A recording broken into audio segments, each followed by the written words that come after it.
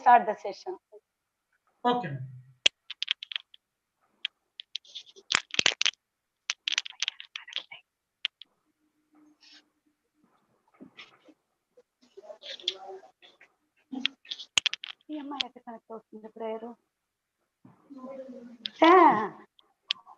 Get your mobile.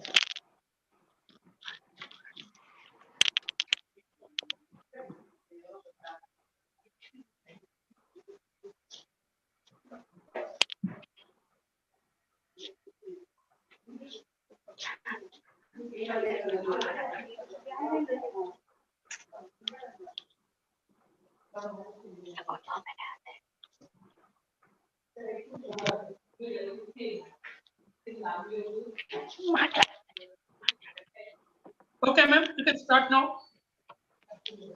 Okay.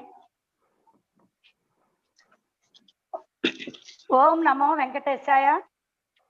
Good morning, ladies and gentlemen. It is my pleasure to welcome you all and formally open this webinar entitled Nutritional Strategies to Overcome Subsisting Diseases During Pandemic, organized by the Department of Homescience, S.V.W. College, Tirupati. We start the program with the prayer by Jayasri.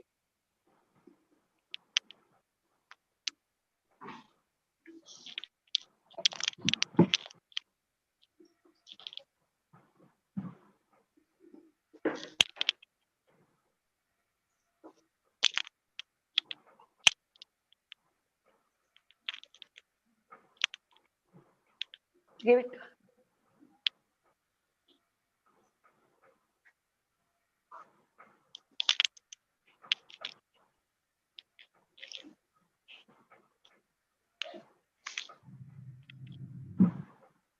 Mahaganapatim manasa smarami Mahaganapatim manasa smarami Mahaganapatim manasa smarami Mahaganapatim manasa smarami Vasishtha Vamadevadivandita Mahaganapatim manasa स्मरामि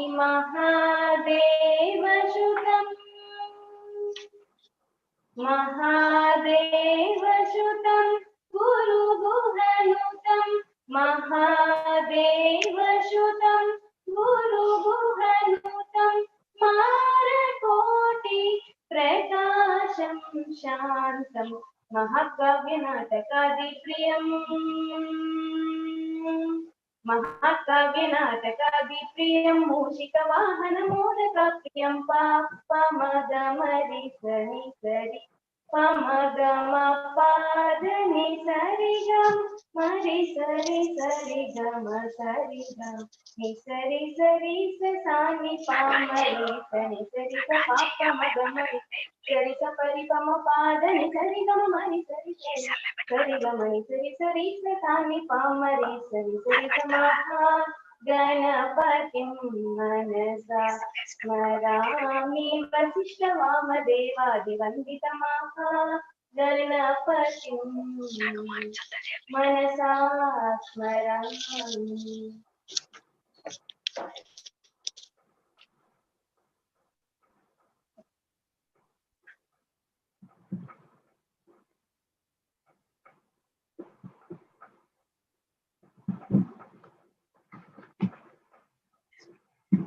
I begin the session by thanking the patrons of the webinar. At the outset, I welcome the esteemed guest, Srimati Sada Bhargavi, IAS JO TTD, Revered DO Sir, Sri C. Govindarajan, TTD, and Dr. K. Mahadevamma, Principal of SPW Degree and PG College, for granting us permission and motivated us to conduct this webinar. Now I welcome our Principal Ma'am to give presidential address.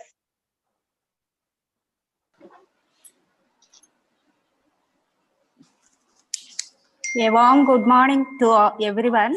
Respected Joint Executive Officer, Health and Education, Srimati Sada Bhargavi, IAS, Devasthanams Educational Officer, Sri C. Govindarajan, eminent international and national resource persons of this webinar, Dr. Nurhanan Abdul Rahman, Senior Lecturer, Malaysia. Dr.K.V.Sucharitha, Associate Professor, Department of Homescience, S.V.University, Tirupati, and Dr.P.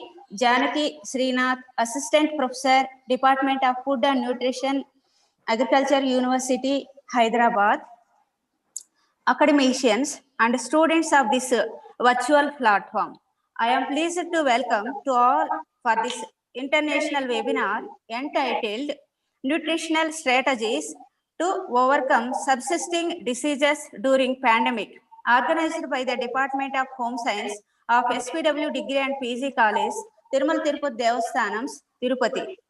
I congratulate the Homescience HOD and all the staff members of Homescience Department of our college for choosing the topic which is the dire need of the hour in the present scenario.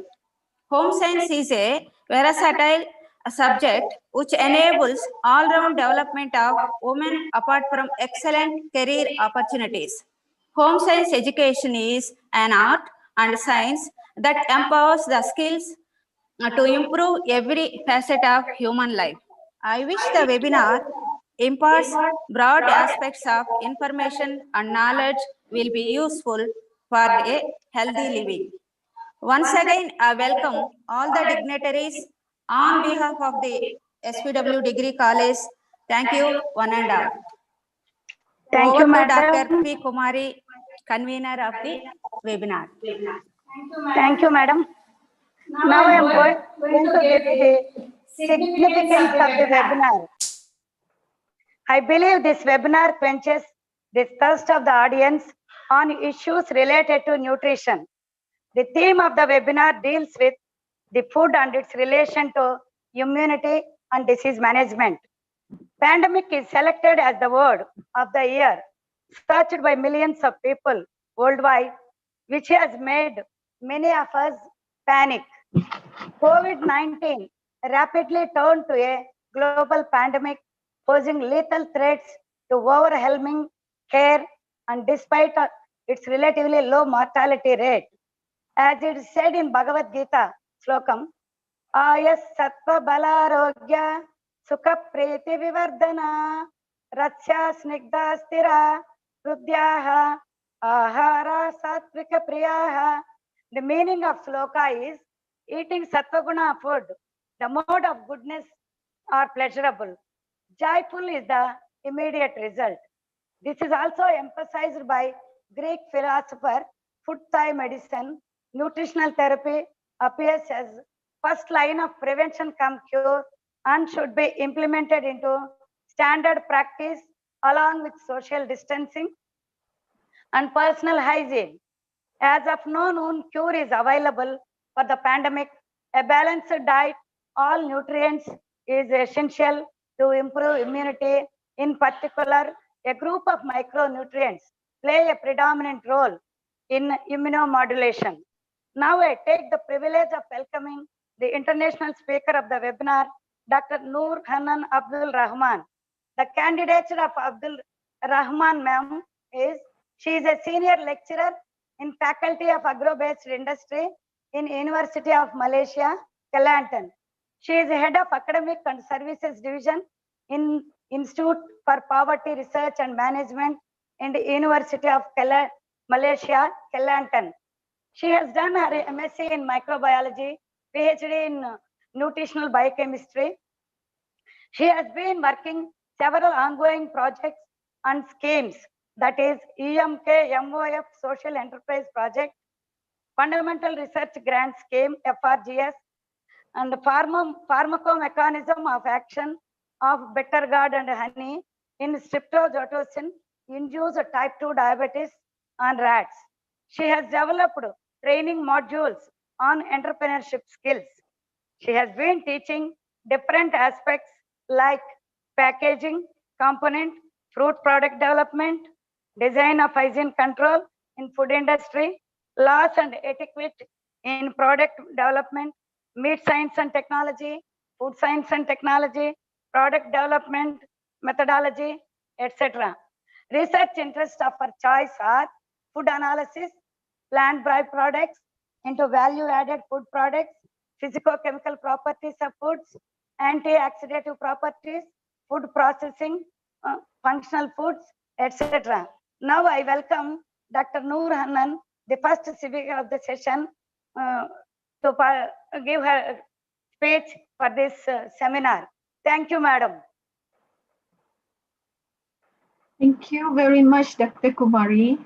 It is my great honor to be here in this important event this morning, an international webinar entitled Nutritional Strategies to Overcome Subsisting Diseases During Pandemic, which is organized by Department of Homescience, SPV degree and PG College, Tirupati.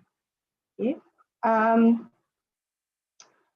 My respectable Dr. Kumari, Assistant Professor Dr. Janaki, Srivat, Associate Professor Dr. Sucharitha, and all organizing committee members.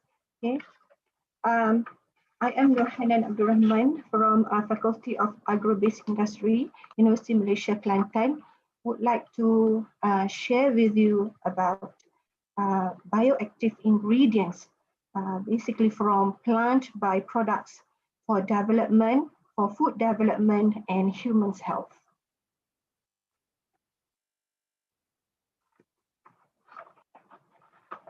So, to start off with, so plant byproducts are the non-utilized materials of edible plant products such as brands, peels, hermes, okay, and seeds. Okay.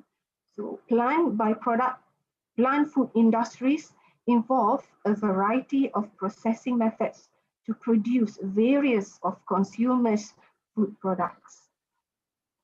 Agricultural and agro-industrial processing usually generate high amount of plants byproducts. So examples of plant byproducts generated are peels, stems, shells, brands, seeds, which could account for more than 50% of the fresh fruit. Besides that, the growing popularity of fruits-based products such as beverages, drinks, juices, snacks, minimally processed products has also increased the production of byproducts. And of course, the edible part of the plant sources itself receive high demand in markets as world population is growing.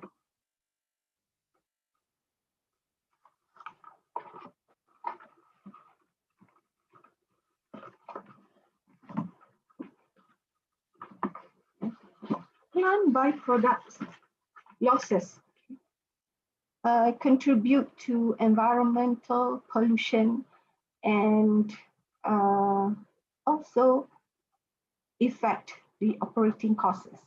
Okay, plant food byproducts. Okay? Plant food byproducts are rich in proteins, lipids, carbohydrates, minerals, antioxidants, and fiber, which actually could be used, okay, could be manipulated, okay, to produce other food products like food additives and new products. So plant food byproducts, okay, could also solve problems of our environmental problems.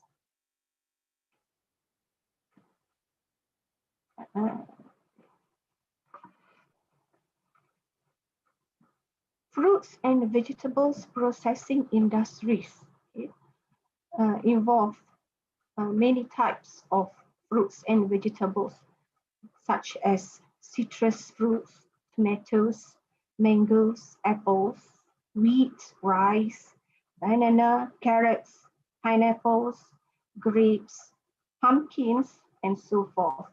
So these fruits and vegetables produce huge amount of byproducts like peels, okay, brands, seeds, and pomace. and rice.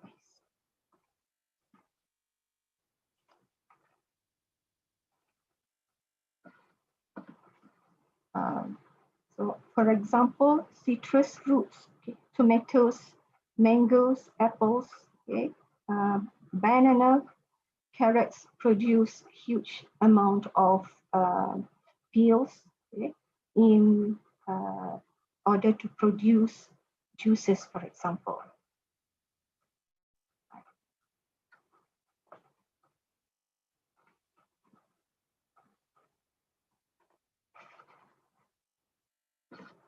So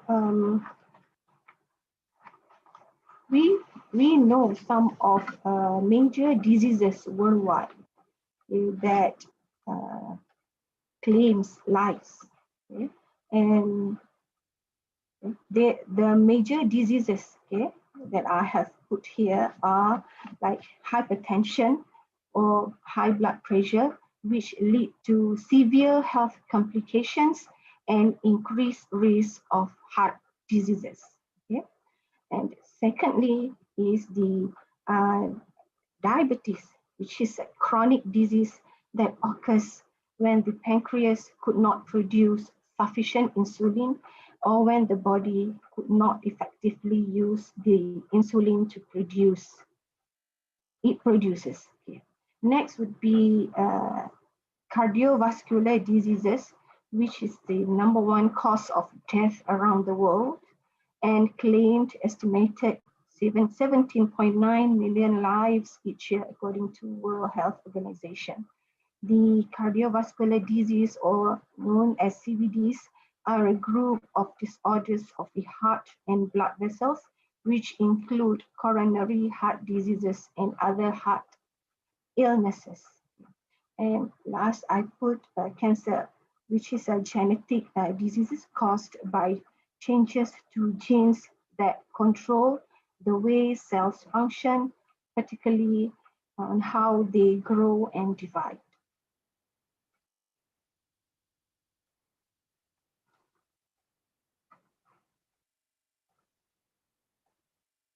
Hypertension is a primary risk factor for cardiovascular disease, including stroke, heart attack, and heart failures. So keeping our blood pressure under control is important for preserving health and reducing the risk of dangerous conditions. Hypertension in a long term could cause complications through atherosclerosis, causing the blood walls to narrow. This narrowing makes hypertension worse as the heart must pump harder to circulate the blood.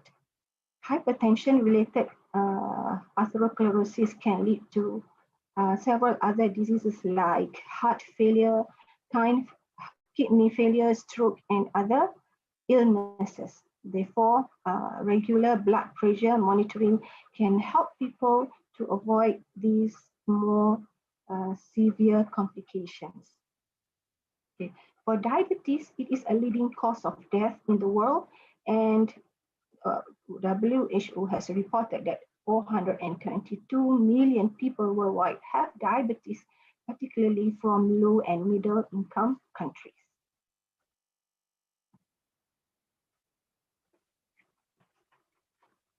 Right. Next is on the plant byproducts and their nutritional composition. Plant byproducts have valuable nutritional composition, which we have to utilize or manipulate in other food products to give benefits to our health. So, there are bioactive compounds like polyphenols, ascorbic acid, beta-carotene, and etc. Okay? And we also have other nutritional compositions such as proteins, lipids, carbohydrates, minerals, and dietary fiber, both soluble and insoluble, which is good to improve our health.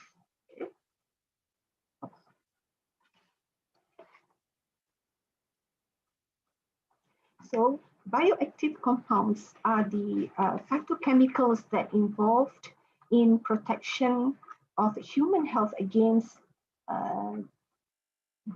degenerative ailments, chronic diseases. Okay?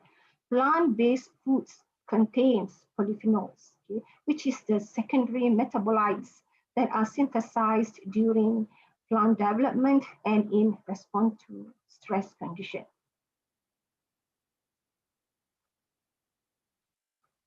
So polyphenols act as antioxidants, and they scavenge free radicals which are responsible for various diseases and illnesses.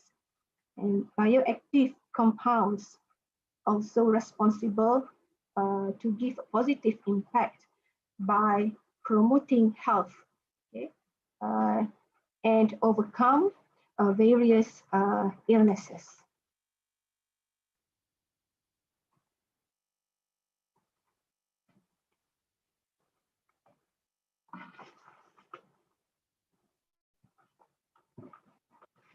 I have several examples of bioactive compounds which have been reported from various sources of plant byproducts. I have examples here like ascorbic acid, phenolic compounds, which are derived from apple, pumice, orange, and banana peel that exhibit antioxidative properties, and phenolic compounds derived from apple pumice as well, okay, exhibit antioxidative properties. Okay.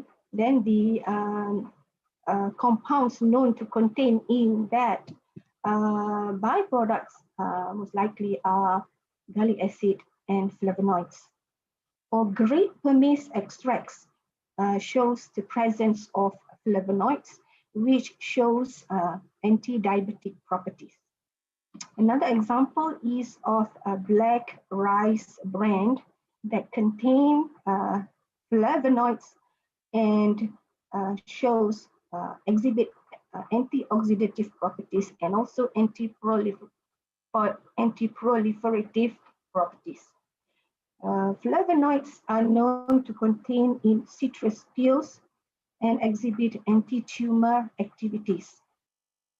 And from seeds of this plant, okay, Chicoryum glandulosum, okay, contained flavonoids, also flavonoids, and exhibit antioxidative, anti-glucosidase, and anti-amylase activity.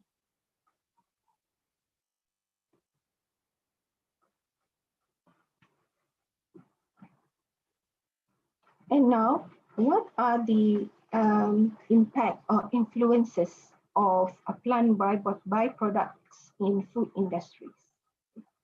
So, I would like to highlight that the influence of plant byproducts in foods. Okay, so plant byproducts that are incorporated, okay, in various types of foods, okay, were reported to improve.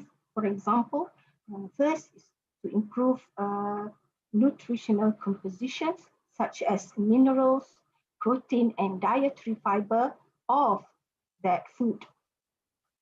And other than that, plant byproducts are incorporated, okay, with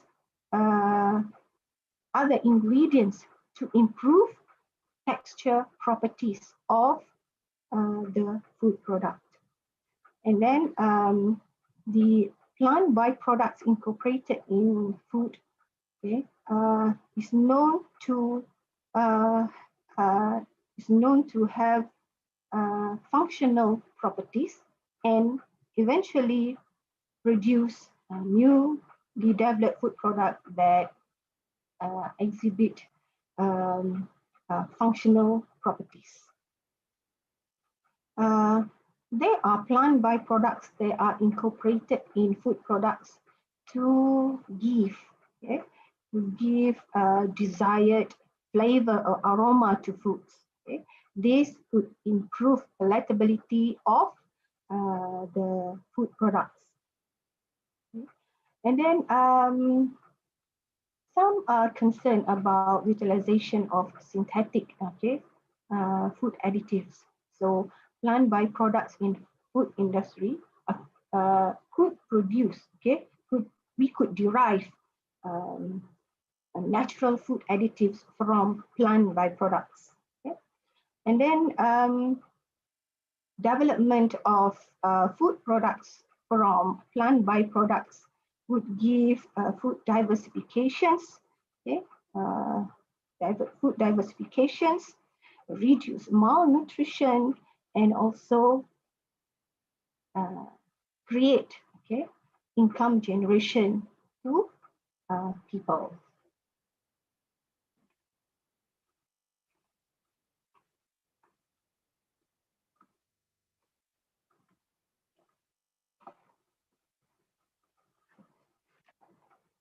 So I have examples of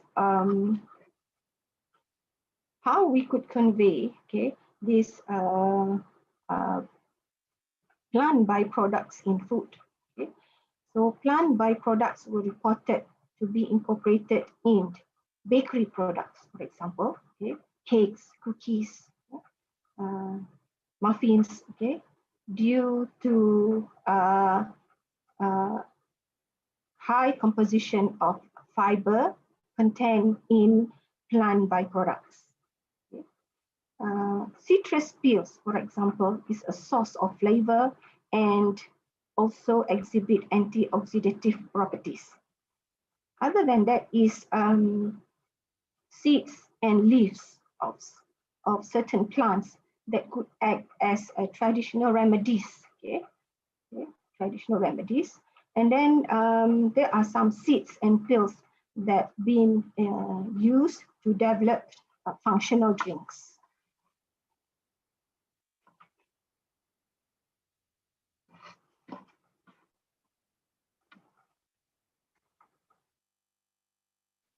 So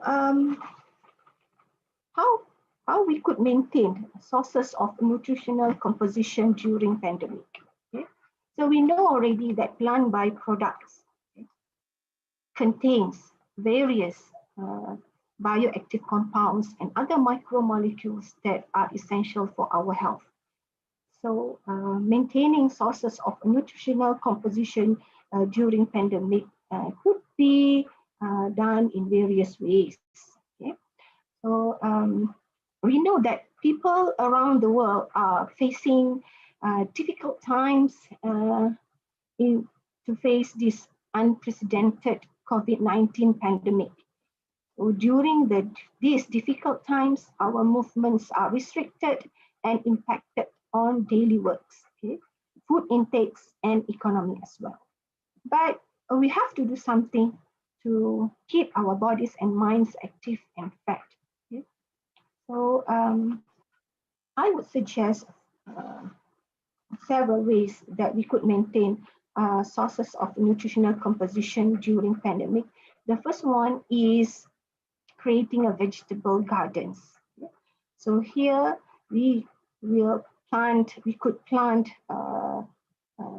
fruits and vegetables, and also from there we can easily get the fruits and the vegetables and also the edible plant byproducts. In these vegetable gardens, we can also plant some herbs, which is essential source of nutritional composition and for traditional remedies. Other than that would be, the second one is to reduce food loss through preservations. For example, the plant-based product or meat products that we have, so we preserve through dehydration, refrigeration, pickling, smoking, and pasteurization in order to prolong the shelf life of the food products. The third one is through cooking methods, which we have to avoid overcooked plant materials as it may lead to loss of important nutrients. Okay. The fourth one would be food hygiene and sanitation, which good practice of food handling to avoid from food contaminants. And last but not least is by incorporating plant byproducts, okay, edible plant byproducts in bakery meat products, okay, to deliver, to give nutritional compositions desired or desired by our body. Okay, I think that's all from me. Thank you very much. With that, I thank you.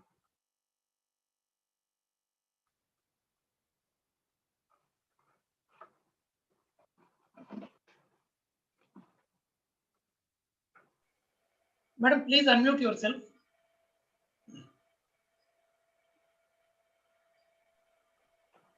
Okay. Shall I start? Okay, ma'am. Thank you, ma'am, Dr. Nurhanan garu, and thank you for your valuable speech on plant byproducts that's mostly emphasized on ascorbic acid, dietary fiber, examples, antioxidants, phenolic compounds, and nutritional components of vegetable gardens for your speech. And thank you once again, madam. Now I welcome the second speaker of the session, Dr. N.V.Sucharitha garu, and Dr. Srivani will going to introduce the another speaker, that is K.V.Sucharitha from S.V.University, and she will read out the brief biodata of Dr. Sucharitha also. Handed over to Dr. Srivani. This is my privilege to say a few words about Dr. K.V.Sucharitha, one of the eminent speakers of today's webinar. Dr. K.V.Sucharitha is an assistant professor, Department of Homescience, S.V.University, Tirupati. She is specialized in food science and nutrition. She has 19 years of teaching and 20 years of research experience. She has completed 2 projects, namely value-added product development and promotion of technology on selected horticultural crops, UGC MRP. The other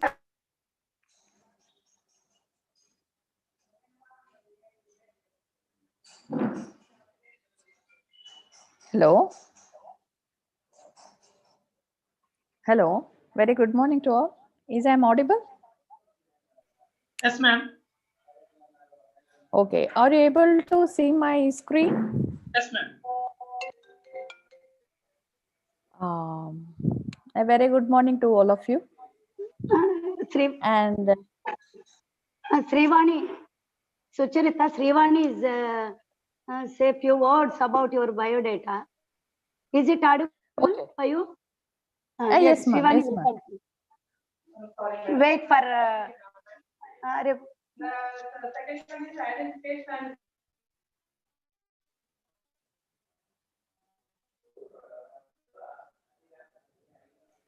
You are audible, ma'am.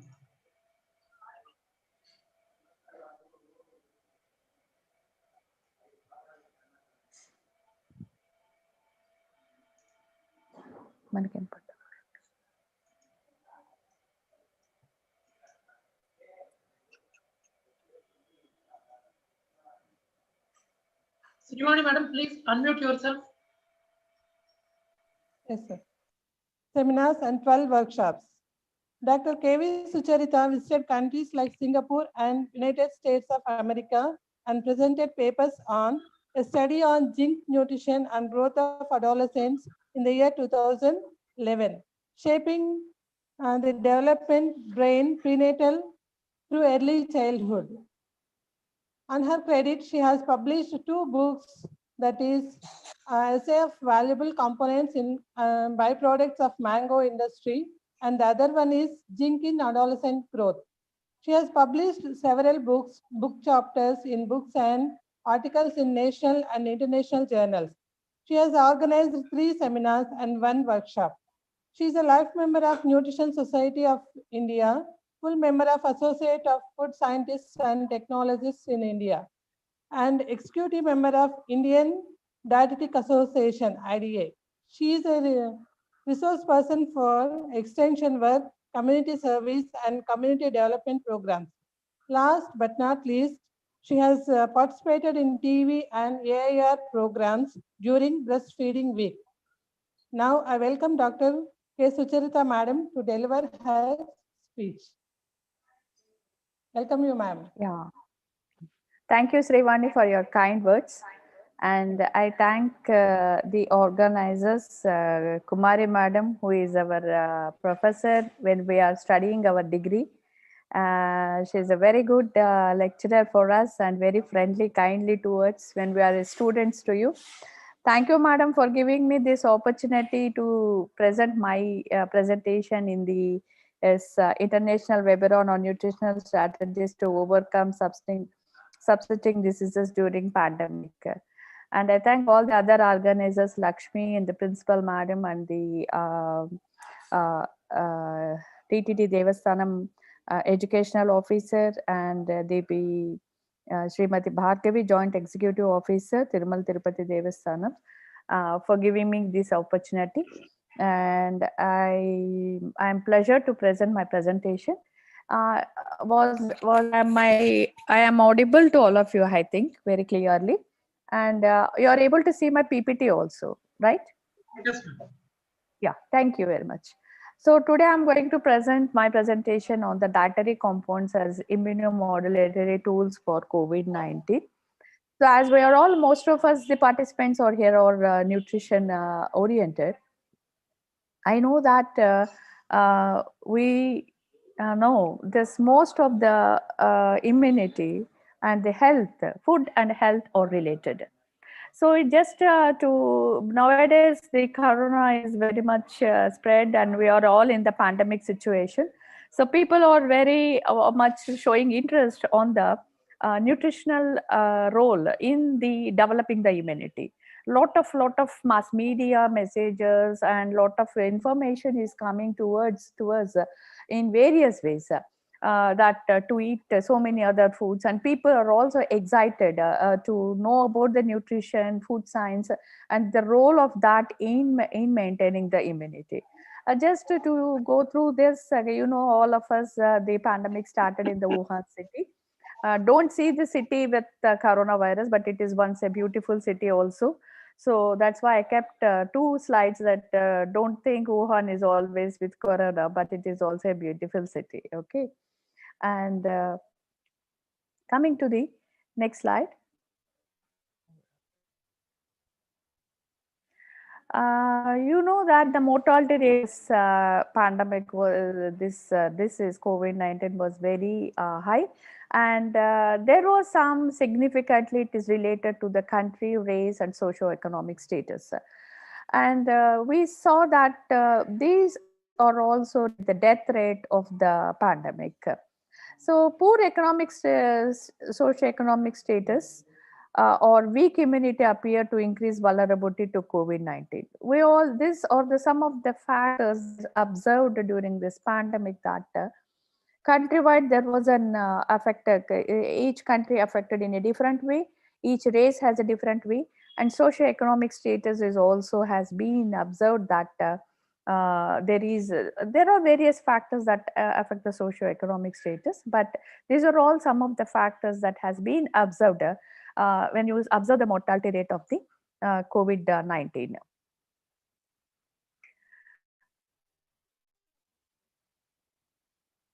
Then when it is coming to the factors, coming to the individual, okay, when it's come to the individual, the COVID has been related to the aging, and if you have any underlying illness, and or you are in a long-term care facilities. So these are all some of the vulnerable factors that has been observed. How the people are affected, why these people are affected. So aging is one of the important. We observed that mostly 60 years above people have been suffered a lot with this, and that means aging definitely has a relation with these infectious diseases. And if you are already suffering with any underlying illness like pneumonia, asthma, all this, and you have a long-term any care facilities. You have like diabetes, CVD, so many other things are there, autoimmune diseases, arthritis, all this. These each people has been affected differently in this pandemic. Is the slide share is clear, right? Yes, ma'am. Okay. So what were the reasons found? So decreased immunity is a significant risk factor for infection with respiratory viruses. So this was one of the important conclusion drawn that when people who have low immunity status, they has been affected mostly with this. So what is required for the immunity? So optimum nutrition, what we as a food scientists and nutritionists say is optimum nutrition is important for an optimal immune response to prevent many of the infections. So you should be an optimum nutrition. So people always think, yes, I am on a good nutrition, but still we are not able to see that we are not on a proper nutrition. So we understood that when the pandemic was there. So many of the peoples has been put that though they think I am good in health, but they don't know that they are not in good in health. Only they understood that during the pandemic, and people started knowing about what type of food should be eaten during this. So what is the type of food is important, and also the type of nutrient that also important. Okay, is there any real relation between the nutrition and dietary nutrient compounds intake, the inputs? Yes. See, the dietary compounds participate in every aspect of the immunity, like in the gene expression, cell activation, and signaling molecules modification. So every aspect of the immunity, their nutrient compounds and our dietary compounds play a very important role in this immunity process.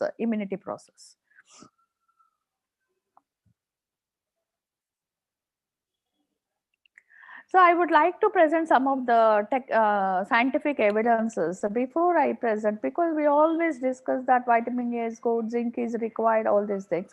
Before that, a lot of scientific studies has been done on COVID-19 immunity and nutrition.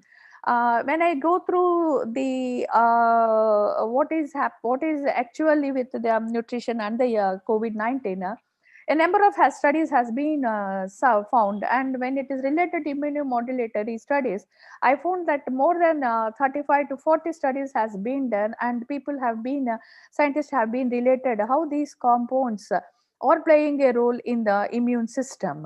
So this is one of the important review article found in micronutrients in immunomodulated tools of COVID-19 management, and this clearly says that how actually the nutrient plays an important role. In a nutshell, they have explained. I'm going to explain in slides also, but I think if it is clear for you, you can see that, see, we have immunity process. In a brief way, I will tell you, we have two types of immunity process. One is the innate immunity and another one is the active immunity.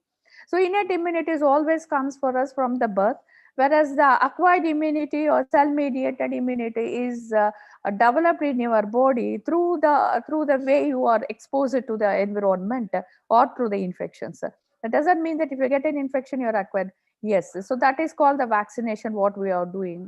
In vaccination you are giving an attenuated virus into your body, where the antigen presentation is given to the body, where the antibodies or T cell mediated immunity is developed in the body.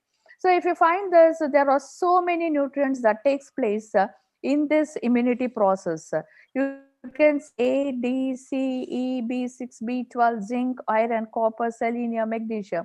All these are important in both the innate immunity and also the adaptive or acquired immunity. That is, see, once we have an good innate immunity, you can eliminate the infection at this level also. But if the immune system is not good, then the body itself activates the adaptive immunity, where again these nutrients again plays a role in the adaptive immunity also, to take care of the infection that is going in your body. Excuse me, ma'am. Yes. Please elaborate the screen. Full screen. Oh, fine. Yeah. Is it fine? No, ma'am. No, I have given full screen. Okay, fine. Is it clear, Lakshmi? Yeah. So,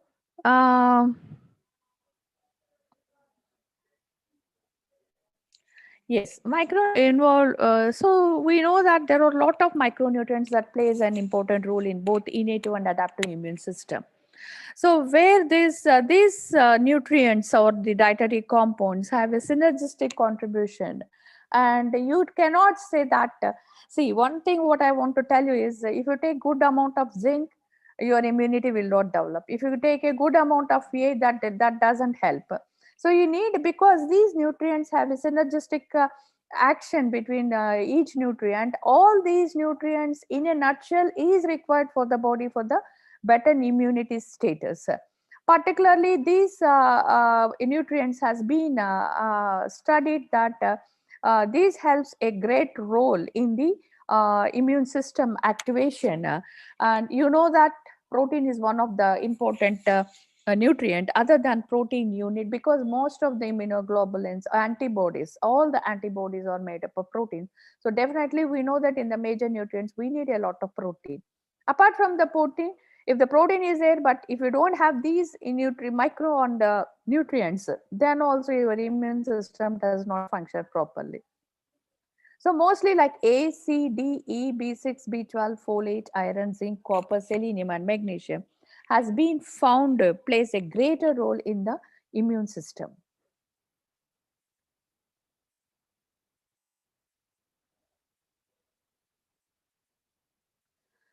So coming to the first line defense mechanisms, as I said, we have innate immunity. So that is a first line defense mechanism. And we know that COVID-19 is mostly affected with the respiratory tract, and the normal epithelial cells that are present in the respiratory tract have been affected. And this will or is going to burst, you have oxidative burst, and you will be, your breathing is complicated, so that people are dying. This is what the COVID-19 patients are experiencing. So when we see how these each nutrient helps in this type of COVID-19, we see a lot of nutrients that are playing role, particularly in the epithelial, that is respiratory tract and epithelial tissues. So the A and iron are also plays a greater role in the respiratory tract epithelial tissues, and vitamin E also plays in the lipid peroxidation and reactive oxygen species. And vitamin D, C, zinc are also being membrane bounded antimicrobial peptide activities and mucosal associated microbiota. So let's say I'll explain you in the next slides that how each nutrient is helping in the functions of this. And these are all not the what our books tells, but the research has been reviewed by seeing so many articles, and also so many patients has been identified that they are also deficient. The patients who have been admitted into the hospitals with COVID-19 has been found the deficiency of these important nutrients. The patients, we always surprised with the COVID pandemic that some patients, irrespective of in some cases, irrespective of age, there has been very badly affected, and we lost so many lives also. And people who are, some people had also have infection, but they came, they walked out hospital very safely. So why this difference is happening is purely based on their status of their nutrient in their body. So these are all some of the functions that has been identified, and we are also established our scientifically proven that these nutrients play a major role in the coming to the innate immune system. We have neutrophils, natural killer cells, monocytes, and macrophages. And we have a lot of cytokines compounds, anti-inflammatory, pro-inflammatory compounds, which are responsible for the inflammation or based on the status of these nutrients. And the reductive oxidation hemodynamics, that is after the cell proliferation and the adaptive immune system activation, T cell activation and T cell memory are also related with these the status of these nutrients in your body. Let's see how whether these nutrients really how these each nutrient is related, because I told you that one nutrient is not sufficient for the active immune system functioning to face any of the infection. So we need a group of nutrients that are required for the functioning of the proper immune system. Before I go this, I just skip these slides because I want to show you one important study. Nutritional status of patients with coronavirus disease 2019. This is one of the study done on the patients who have been admitted into the hospital. And there was another study has been also done on the patients who have been admitted into the hospitals on the role of the DCE, zinc, selenium and omega-3 fatty acids. A total 35 studies I have taken, and just I have been drawn some conclusions from these studies. This is an evidence based, and this is done in Italy and other countries where the people have been admitted into the hospital and their nutritional status has been assessed. So the students who are there in this webinar can also find some good topics to do some, because I already mentioned the factors that are responsible is countrywide, race and age. All these are the factors that are responsible the pandemic COVID-19, which is influencing the severity of the disease. So what I want to tell you is we by looking into some of the studies, we can also, because food patterns, food intake, food style, each food system is different from one place to another place, one country to another country, and one continent to another continent. So we have lot of different types of food systems. Why people of such certain countries are not affected? Maybe climate is also one of the reason, but other than climate, there are other key compounds that are playing a role in the people who have been badly affected. Countries have been badly affected. Now people are looking what are those factors. So what I wanted to show you for the young scientists or young generation who can work on these type of things, that these studies, the two studies which I have shown you, that one is the nutritional status of COVID-19 patients and the another is particularly the status of those compounds, that they say that these have been, that is vitamins and the omega fatty acids have been found an immunomodulatory effect of this disease, and some of the these nutrients have played a very potential role in the management of the COVID, and these are the dietary compounds that is particularly they saw that they measured the vital role in the defense against inflammation. This is measured these components B1, B6, B12, folate, vitamin D, selenium, zinc in 50 patients with COVID-19. They found that 76% of the patients are deficient in vitamin D and 42% of the patients are deficient in selenium. And they showed that there is a significant difference between the vitamin D deficiency on the control groups of 150 people. That means that the vitamin D has a major role in this management of this pandemic disease, COVID-19.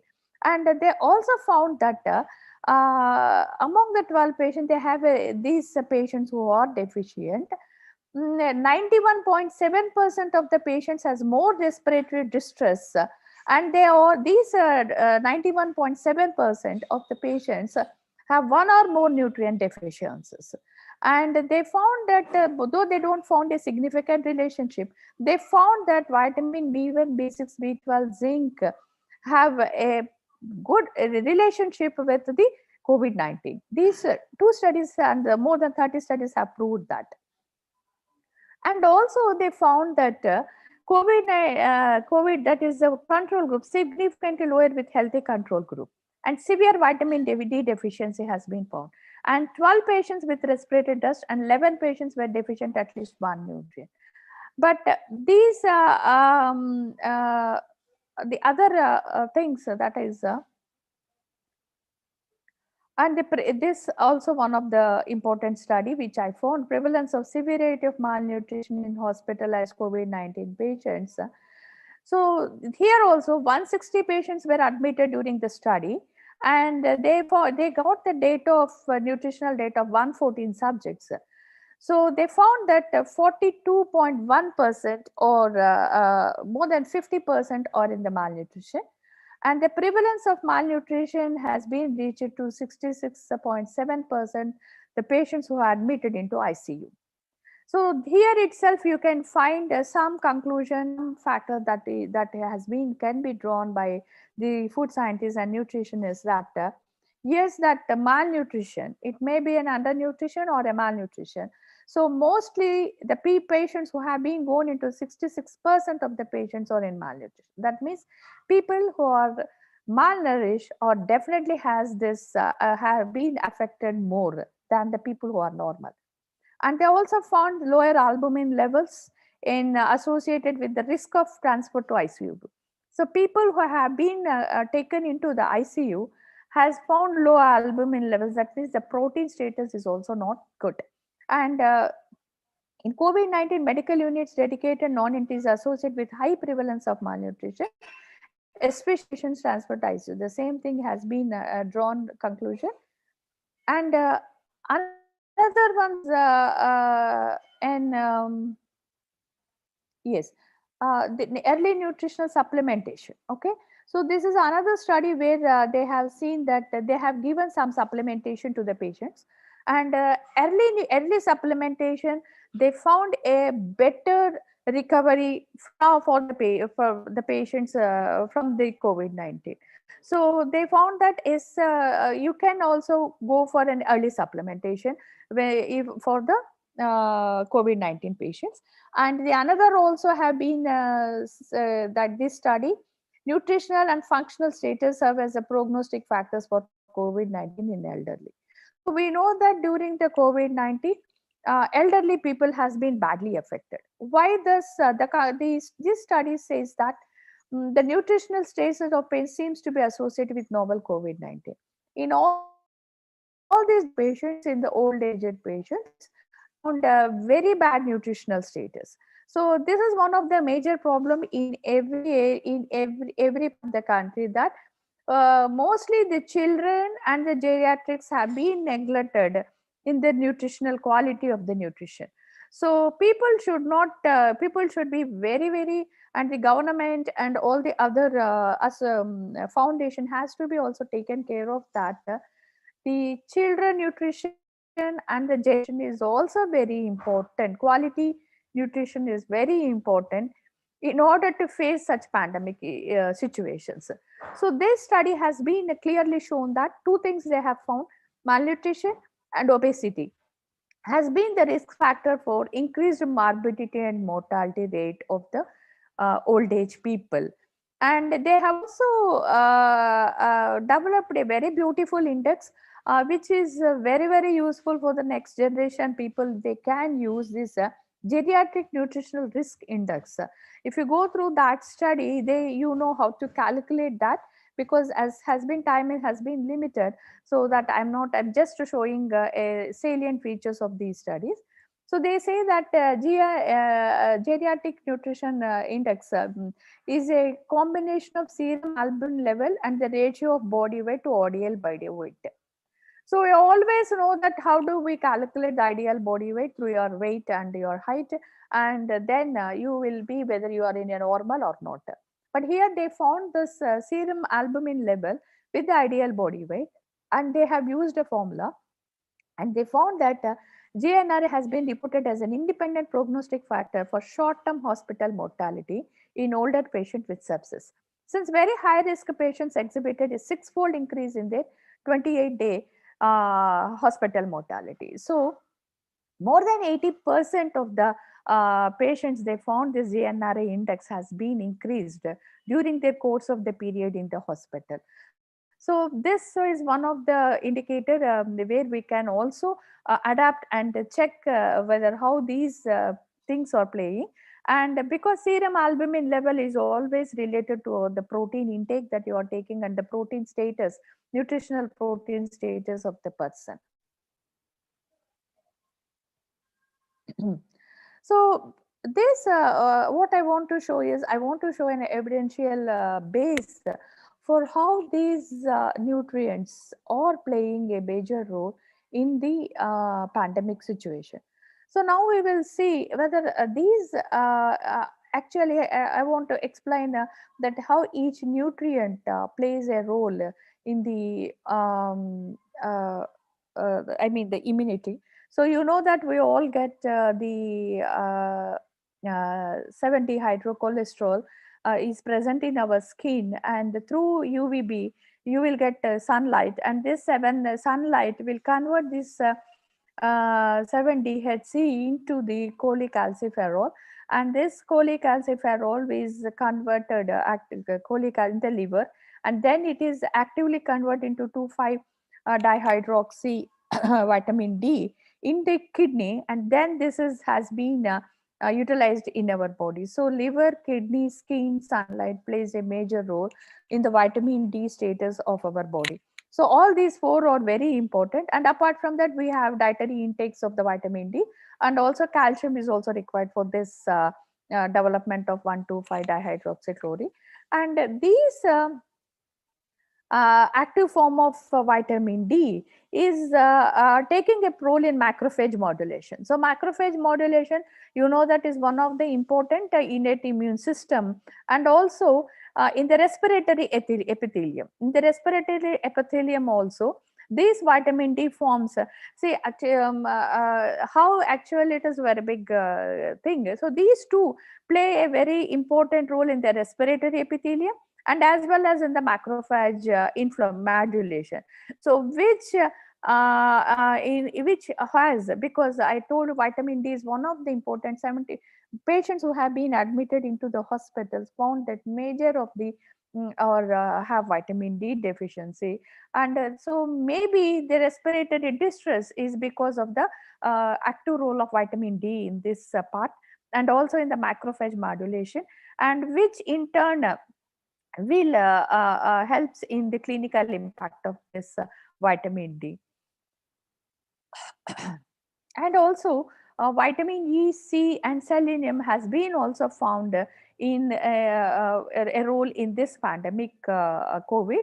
That is vitamin C and vitamin E. So you have natural killer cells and T cells defense mechanism, and you have cytokine modulation. So these are the some of the markers of the immune system function where has a role in the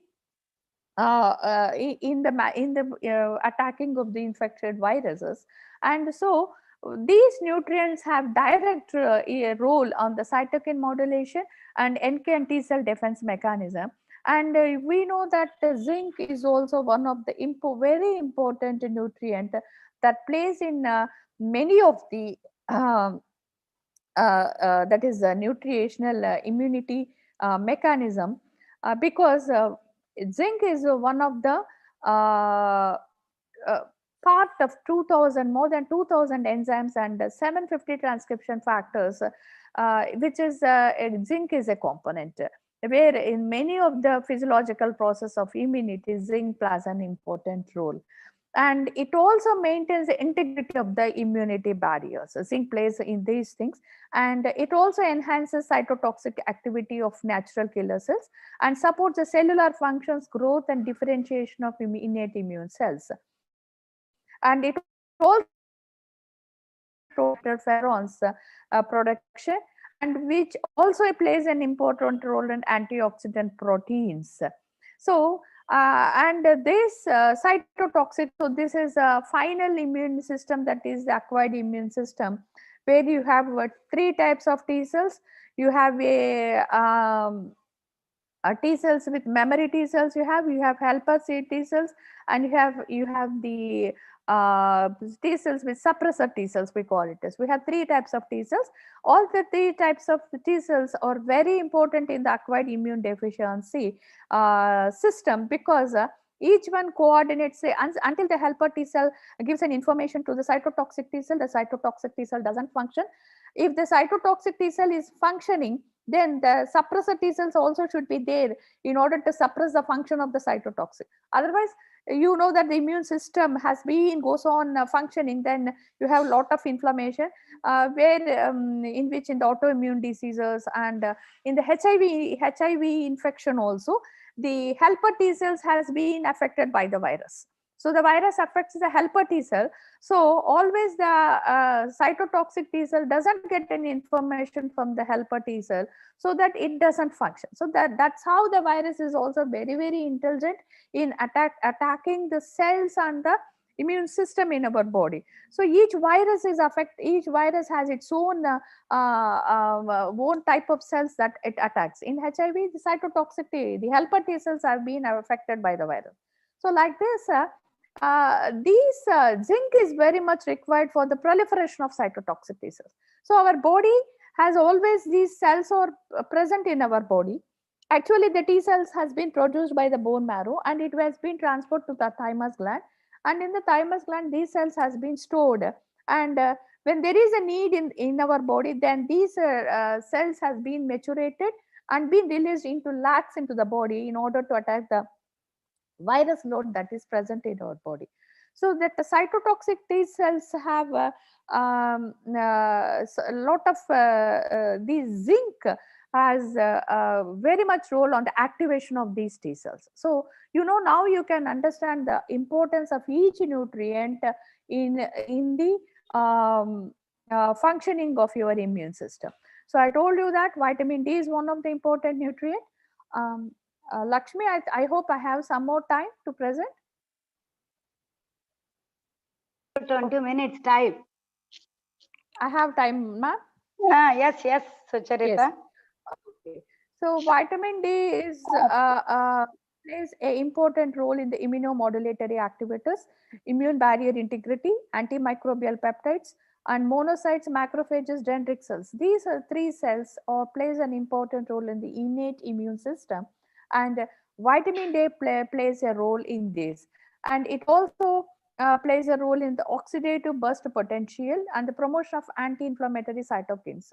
Cytokines and interferons are important compounds that takes part in the inflammation, that is in identifying the infection in our body, and also the first line of defense mechanism in our body. And these are dependent on the vitamin D. So vitamin D status is required for the proper functioning of these things in our immune system.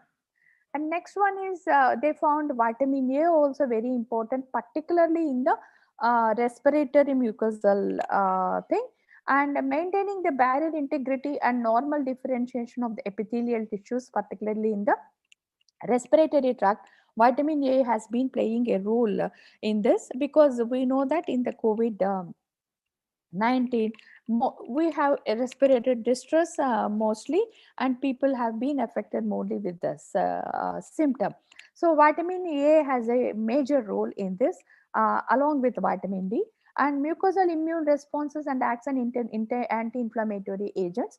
So we know that we have mucus in all the openings, like in your nose has mucus, your genital organs has mucus, your linings of esophagus, everybody mucus is there, and these mucophagus are loaded with the immune compounds and also the anti-inflammatory agents. And to make the integrity, that is in order to have a normal functioning of these mucus, vitamin A is very much required. And also the first line defense mechanism of the natural killer cells, and this oxidative burst of the macrophages, because macrophages, how they function, and the natural killer cells, how these are present. These are a type of white blood cells that are present in our body, where they are the first line of defense mechanism. The natural killer cell, when they found some microbe in your body, immediately these cells will catch that and they make a oxidative burst to the virus, that every organism, aerobic, bacteria, anaerobic, they need, everything need an oxygen for the growth. So the natural killer cells and the macrophages creates an oxidative burst for the virus so that it kills the organism. So for the functioning of these cells, vitamin A is required, and all these cytokine compounds and the interferons, the compounds that are have been required for the proper functioning of the immune system are also requires the vitamin A. And next comes the vitamin C. And lot of people started drinking lemon juice and so many other things because people have understood the vitamin C is required for the good immunity. So how this vitamin C helps us is B cells are one of the important ones in the acquired immunity, and for the production of antibody production of these B cells is required lots and of vitamin C. So and you know, vitamin C is very important nutrient, and we should be careful in consuming these nutrients. People think that I am taking good amount of food. In the later part of my presentation, I also tell you that how to take the nutrients and how to consume the nutrients is also very important. Because why I'm telling this is vitamin C is a quickly oxidative nutrient. Okay, so if you cut a lime and just expose the lime for a certain period of time, every minute you are losing some vitamin C from the lemon. So that is very important point to be noted, because you should, that's what I want to tell you is you should consume some fruits and vegetables. Fresh fruits and vegetables is very important, not like cutting them, exposing them for some time to some period and then consuming, which doesn't help in sometimes in getting these nutrients properly to our body. So if you see the vitamin C, it plays an antibody production in the B cells, and it also helps in the epithelial barrier integrity. See, epithelial barrier is very important. See, good skin, not the complexion, beauty, but you have a good skin integrity is very much required for, because skin is one of the defense, immunity, first defense physical barrier that helps us in controlling many infections entering into our body. So skin is the first physical barrier in the immune system. So if you have a good skin integrity, you are exposed every day into lots and lots of infections in the environment, but still you are not getting the infection because your skin is protecting the entering of so many microbes into your body. So epithelial barrier integrity, epithelial lining in your lungs, epithelial lining should be good. In your skin, the epithelial barrier cells should be good. For all this, you need vitamin C. Don't think that vitamin C will only help you in improving your complexion, a glowy skin, like that, but it plays a major role in the defense mechanism. If you don't have good amount of vitamin C in your food, particularly I'm saying it should be fresh vitamin C, because vitamin C is an oxidizable nutrient.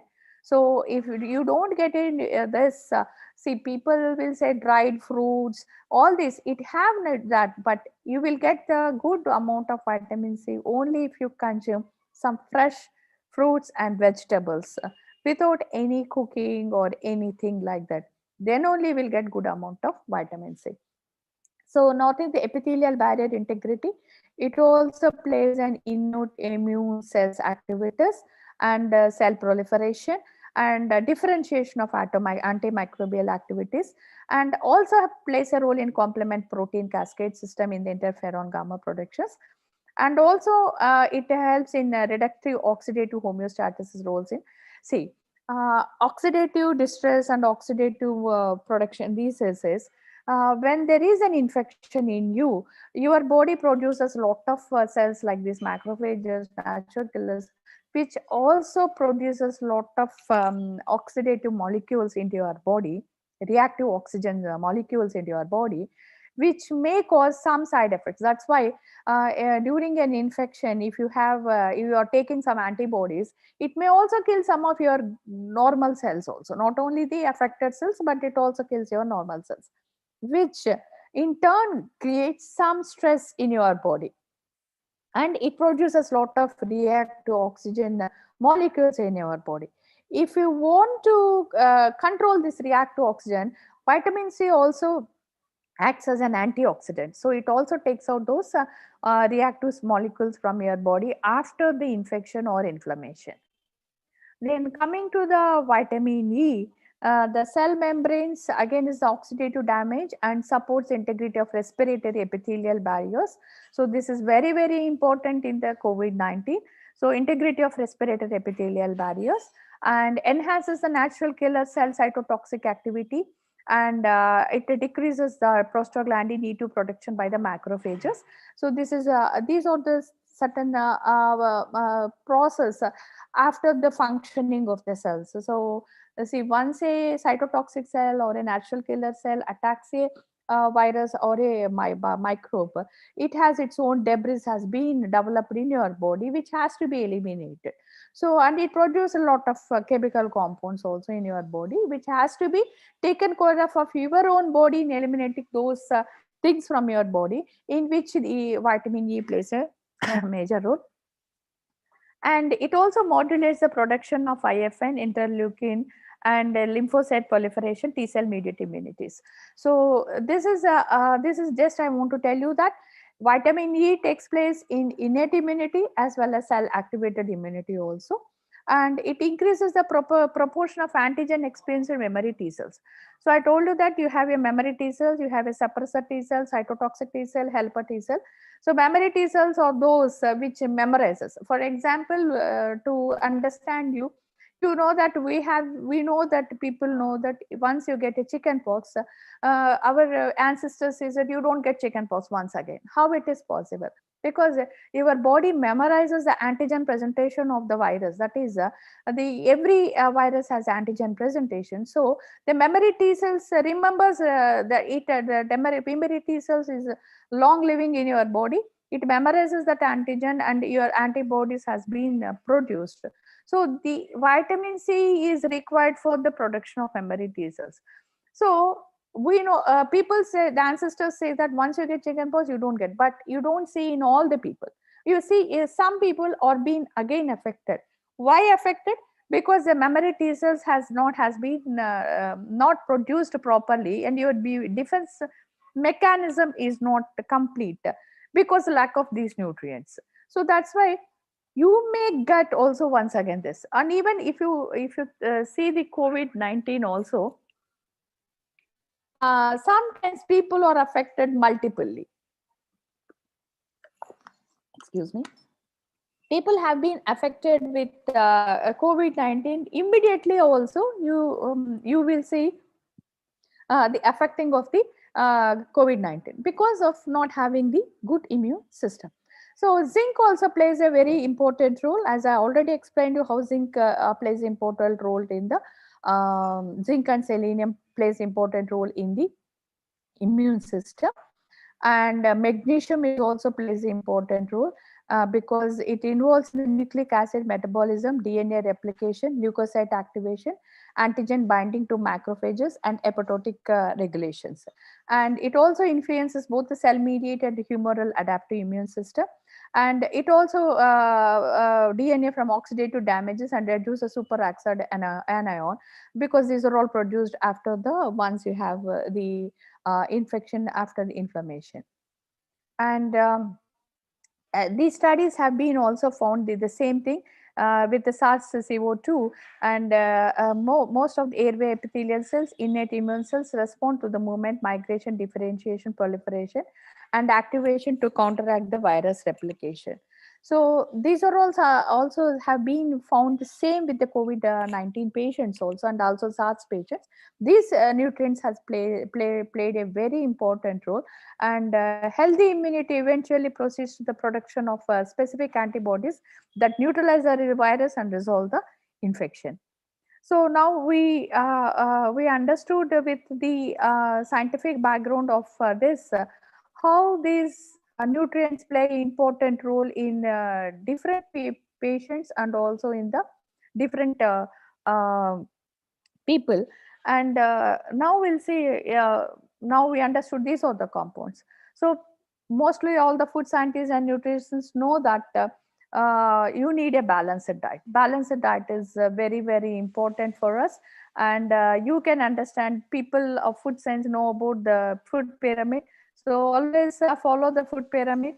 And vitamin C is very important. So fresh food should be taken in order to get good amount of vitamin C. So don't cut the line, keep the in fridge. If you have, if is one of in a seminar, I from a speaker I learned that he said that don't cut the fruits and preserve in the fridge for your next consumption. Instead of that, you can share the fruit to others so that their immunity also develops. So that is all, because if you store it, you may lose some of the nutrients, not all, but you don't get a good nutrition. So always consumption of fresh cut fruits is very, very important. And another point as a nutritionist I want to tell you is you must have one more thing is yes, cleaning of the fruits and vegetables is very also important. If you are eating fresh fruits and vegetables, see that you soak it in a good normal water for 10 to 15 minutes and then consume. If you are consuming a fruit along with the skin, you should be a little bit more careful. If you are consuming a fruit which is where you are throwing the skin, you are a little bit safe, because the skin has all these pesticide residues and all the other residues, fertilizer residues, all these in that. So when you are eating a fruit, for example, if you are eating a banana or orange, fine, because you are removing the skin and internal part is little bit protected. But if you are eating an apple, then soak that in a good amount of time in the water and then consume, because they are also playing a role in the health of the people. And not only the fruits which are very costly, but our seasonal fruits. In India, we have good seasonal fruits available in every season. So don't see, all these are myths. If you eat some grapes, you get cough. If you eat guava, you get cold. These are all the myths. And of course, there is food allergy for some people who have food allergy, who have this with citrus fruits allergy or there. Of course, it is a different issue, but the consumption of right amount of fruits, seasonal fruits, is very good. And one more thing I want to stress here, point here is when I talk to some of the patients or some of the clients, if you are eating fruit, they said yes, they eat only one banana every day. That is a tradition that has been coming for us through the ages, that they think that if you eat one banana, that is enough, that is the fruit consumption. It is not that. Anyway, in the next lecture, Dr. Janaki is also going to present how much you have to eat, because we have again a new guidelines has been developed by the ICMR on the recommended dietary allowances. But eat 4 servings of the fruit. Okay, at least you have to, that means at least you have to eat 400 to 500 grams of fruits, different fruits. Eat a banana, eat a sapota, eat a melon, eat a grapes, eat pineapple. Like that, you should always have a different combination of fruits is required. And eat lots of because next these have a good respiratory things: garlic, ginger, kale, peppers, and broccoli, coriander, legumes. All these, at least 2.5 cups of vegetables, 5 servings should be eaten every day, so that you have a good lung respiratory system, so that you are not affected with the COVID. And don't overcook vegetables, don't deep fry the vegetables. You should properly cook it, so that you don't lose the nutrients and minerals. And whole grains is very important. Lots of millets, and at least you should eat 180 grams of unprocessed grains.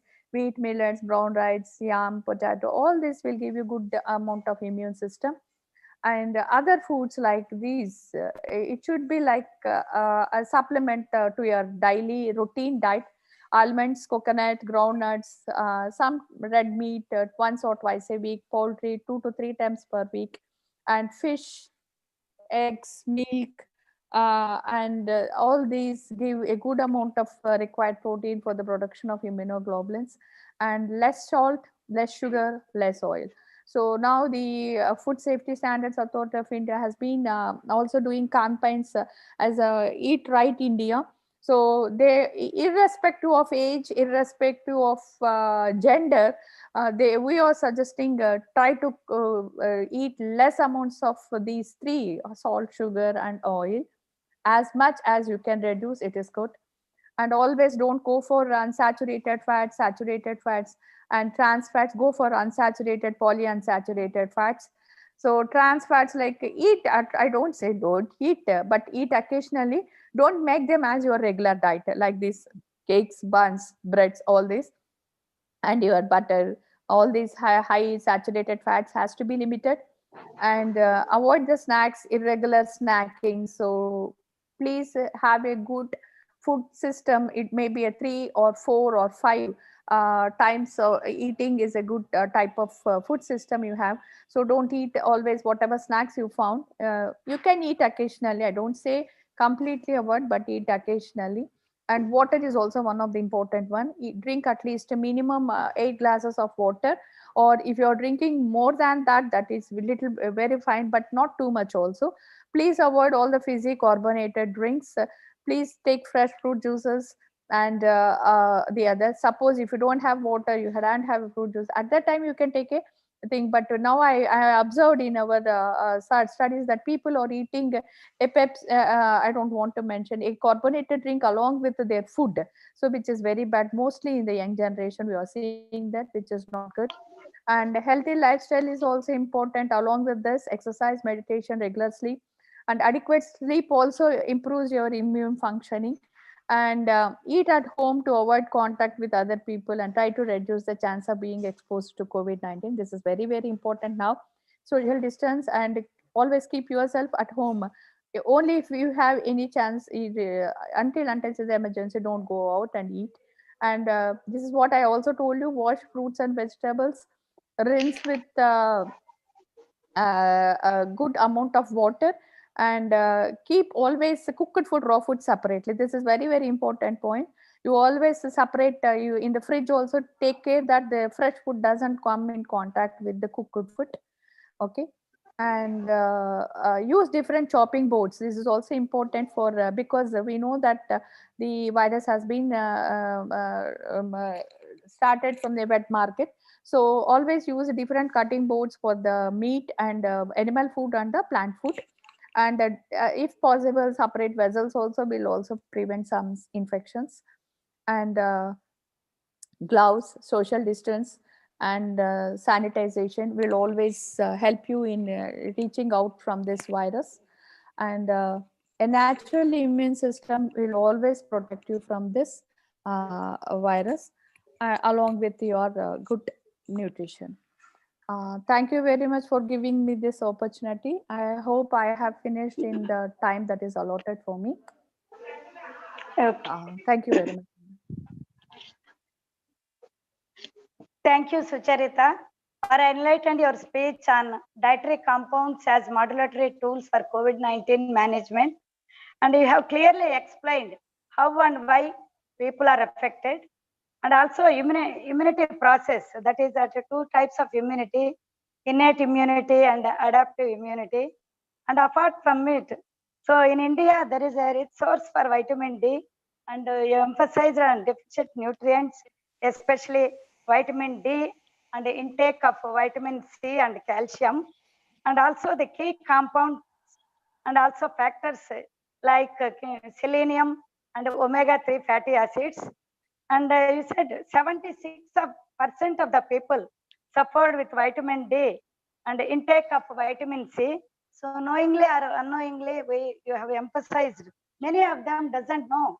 Though we have plenty of source of vitamin D, we are not exposed to the sunlight, and really you have explained with case studies also, and tips for using the vegetables, fruits, and also some of the ancient sayings also. So thank you once again, ma'am, Sucharitha, for giving a valuable speech. Okay. Now I am going to invite the third speaker of the session, Dr. P. Janaki Srinath, and Dr. Nagamani will introduce the last speaker of the webinar, Dr. P. Janaki Srinath. Nagamani.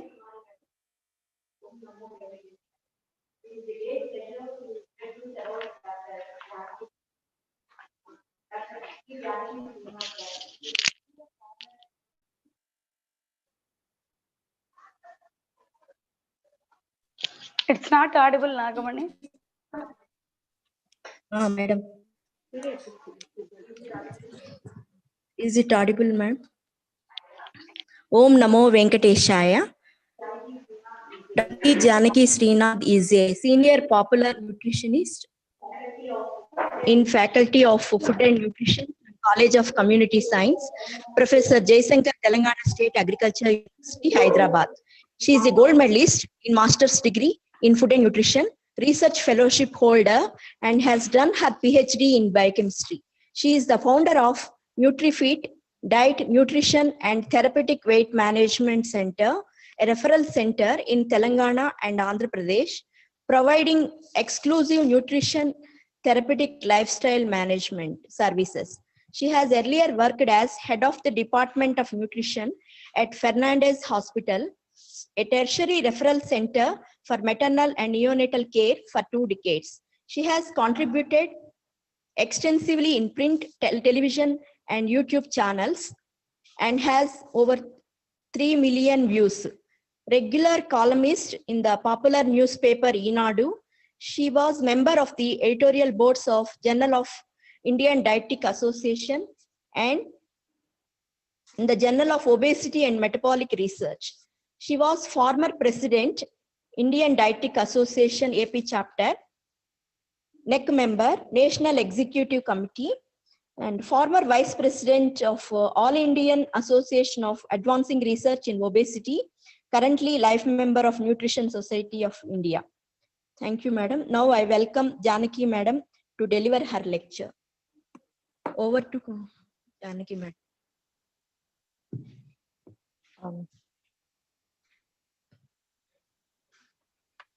Very good morning, Andy. Namaste.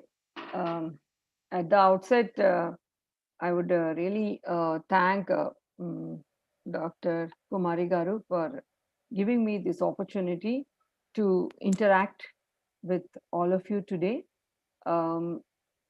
regarding the new RDA, revised RDA guidelines. And I must say, Dr. Sucharitha has really covered a lot of important points and made my job very, very easy.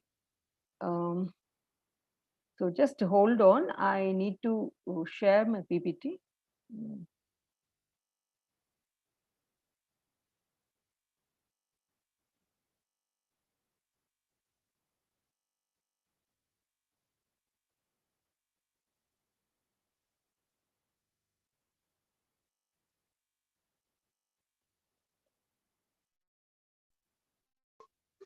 Sir, Subramanian sir, I want to say a word interrupting you.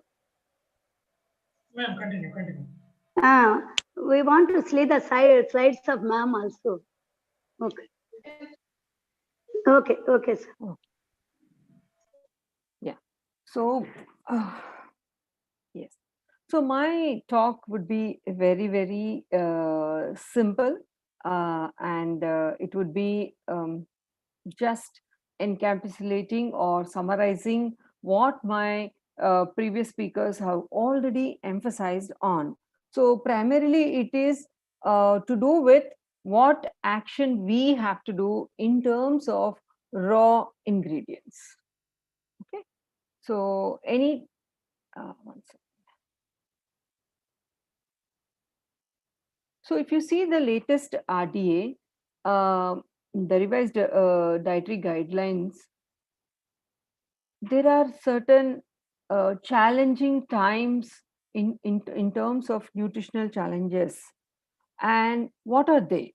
Okay, so like few years back before COVID came, most of the time my talk used to be on, okay, now we have overcome infectious diseases, what we are going to do is only lifestyle disorders. What we are going to manage is lifestyle disorders. But if you see, now if somebody talks about immunity, there are so many facets of immunity here. Is the person well nourished? First point is that, is the person well nourished? Okay, so whatever little changes we are advocating in terms of diet, in terms of nutrition, it will all work if the person is already in a properly nourished state. If the person himself is already not in a nourished state, okay, whether it is macronutrients or micronutrients, whatever little bit we are doing at the moment will not have will not be able to support us in totality. So this RDA book, points out to certain startling revelations which we are already aware, but still, if you see, the diseases of undernutrition are all prevalent, and at the same time we are facing a tsunami of lifestyle degenerative diseases such as obesity, diabetes, hypertension, cardiovascular disease, and cancers. And of course there is a slight increase in undernutrition, okay, with the prevalence of stunting is at 38.4%, wasting at 21.5%, according to National Family Health Survey. And the recently released, just few days back, one more survey results have also been released. But still it points out that maybe because of COVID or for some other reason, undernutrition and the various facets of undernutrition in 0 to 5 years have actually increased. Severe clinical forms of protein energy malnutrition, that is kwashiorkor, marasmus, have become very, very rare. But over 50% of women, particularly pregnant women and children, suffer from iron deficiency anemia aggravated by helminthic infections. And the blindness due to vitamin A deficiency has become rare. But if you see, the survey conducted by National Nutrition Monitoring Bureau shows that milder grades of deficiency as judged by night blindness, white-out spots, and low serum vitamin A levels are still common. Deficiency of other micronutrients like B complex vitamins, particularly riboflavin, folic acid, and perhaps even vitamin B12 are very, very common. Rickets have become rare, but recent studies from North and South India show that vitamin D deficiency, as judged by serum levels of 25-hydroxy vitamin D levels, it does exist even in adults. This, besides low intake of calcium, may be responsible for the high prevalence of osteoporosis, particularly in women. The problem of severe forms of iodine deficiency disorders, which is an environmental problem, has been considerably reduced after universal iodization of iodized salt. However, due to improper implementation, milder forms of IDD persist in many districts. So for every frank case of nutrition deficiency, there are dozens of others who suffer from subclinical malnutrition. This is what I wanted to tell. If you have listened to the beginning of Dr. Sucharitha's lecture, all the vitamins, all the microminerals play such important role in the immune reaction, immunity process, and also in synthesis of the immune cells and the formation of antibodies. And many reports have suggested that if you want to, when there is a infection, and if the body has to ensure our immune system to work properly, the requirement of a particular nutrient almost triples at that particular time. Suppose if vitamin C in a normal course, if we require 40 milligrams during, suppose somebody has COVID and they have to fight it out, the requirement, if the person has to properly fight it out, the requirement jumps up to 3 times for vitamin C. At least, okay, vitamin C is not stored in the body. Okay, B complex not stored in the body. But what about the other key nutrients just like zinc and iron? If we are deficient in such basic minerals, then during very bad infection, our body will not be able to generate the required, or at least enable the system which exists in the body to function properly because of lack of these nutrients. These nutrients are required in the form of cofactors. They are required to complete the biochemical processes or the physiological processes for which the immunity system works. So there is a need for balanced diet for everybody. There is a need for balanced diet for everybody. Today we are talking in terms of COVID, but even to maintain every organ system properly and for our body to work optimally, we need to take a balanced diet. Okay, we cannot measure like this nutrient is this nutrient is this. There are so many nutrients, and there's so many nutrients which at this point of time we do not know also. We still call them bioactive compounds. So human need a wide range of nutrients to lead a healthy and active life, and the required nutrients for different physiological groups can only be derived from a well-balanced diet in the continuum. It won't be like only during this time I'm going to take. You have to take every day. And the components of the diet must be chosen judiciously to provide all nutrients to meet the human requirements in proper proportions for the different physiological activities. I often see, I often tell many of my clients this aspect, with example, because many of today's webinars attendees are students. I want to give one example which usually I give to my clients. We spend so much of time in selecting proper spectacles, proper frames, or designer clothes, jewelry, like we go from one place to another, and mehendi design, so many things. We have an array of boutiques available for us. This are simply what we wear and we remove, what we wear physically and remove. If you are spending so much of time on these kind of activities, how much care we all need to take to prepare a healthy meal or to prepare meals for the family, because that food is going to be a part of your body, a part of your body. You cannot remove that. Okay. And to supplement such important activities which are going to take place in our body in case the need be. So the amount of each nutrient needed for an individual depends upon his or her age, just like a designer clothes.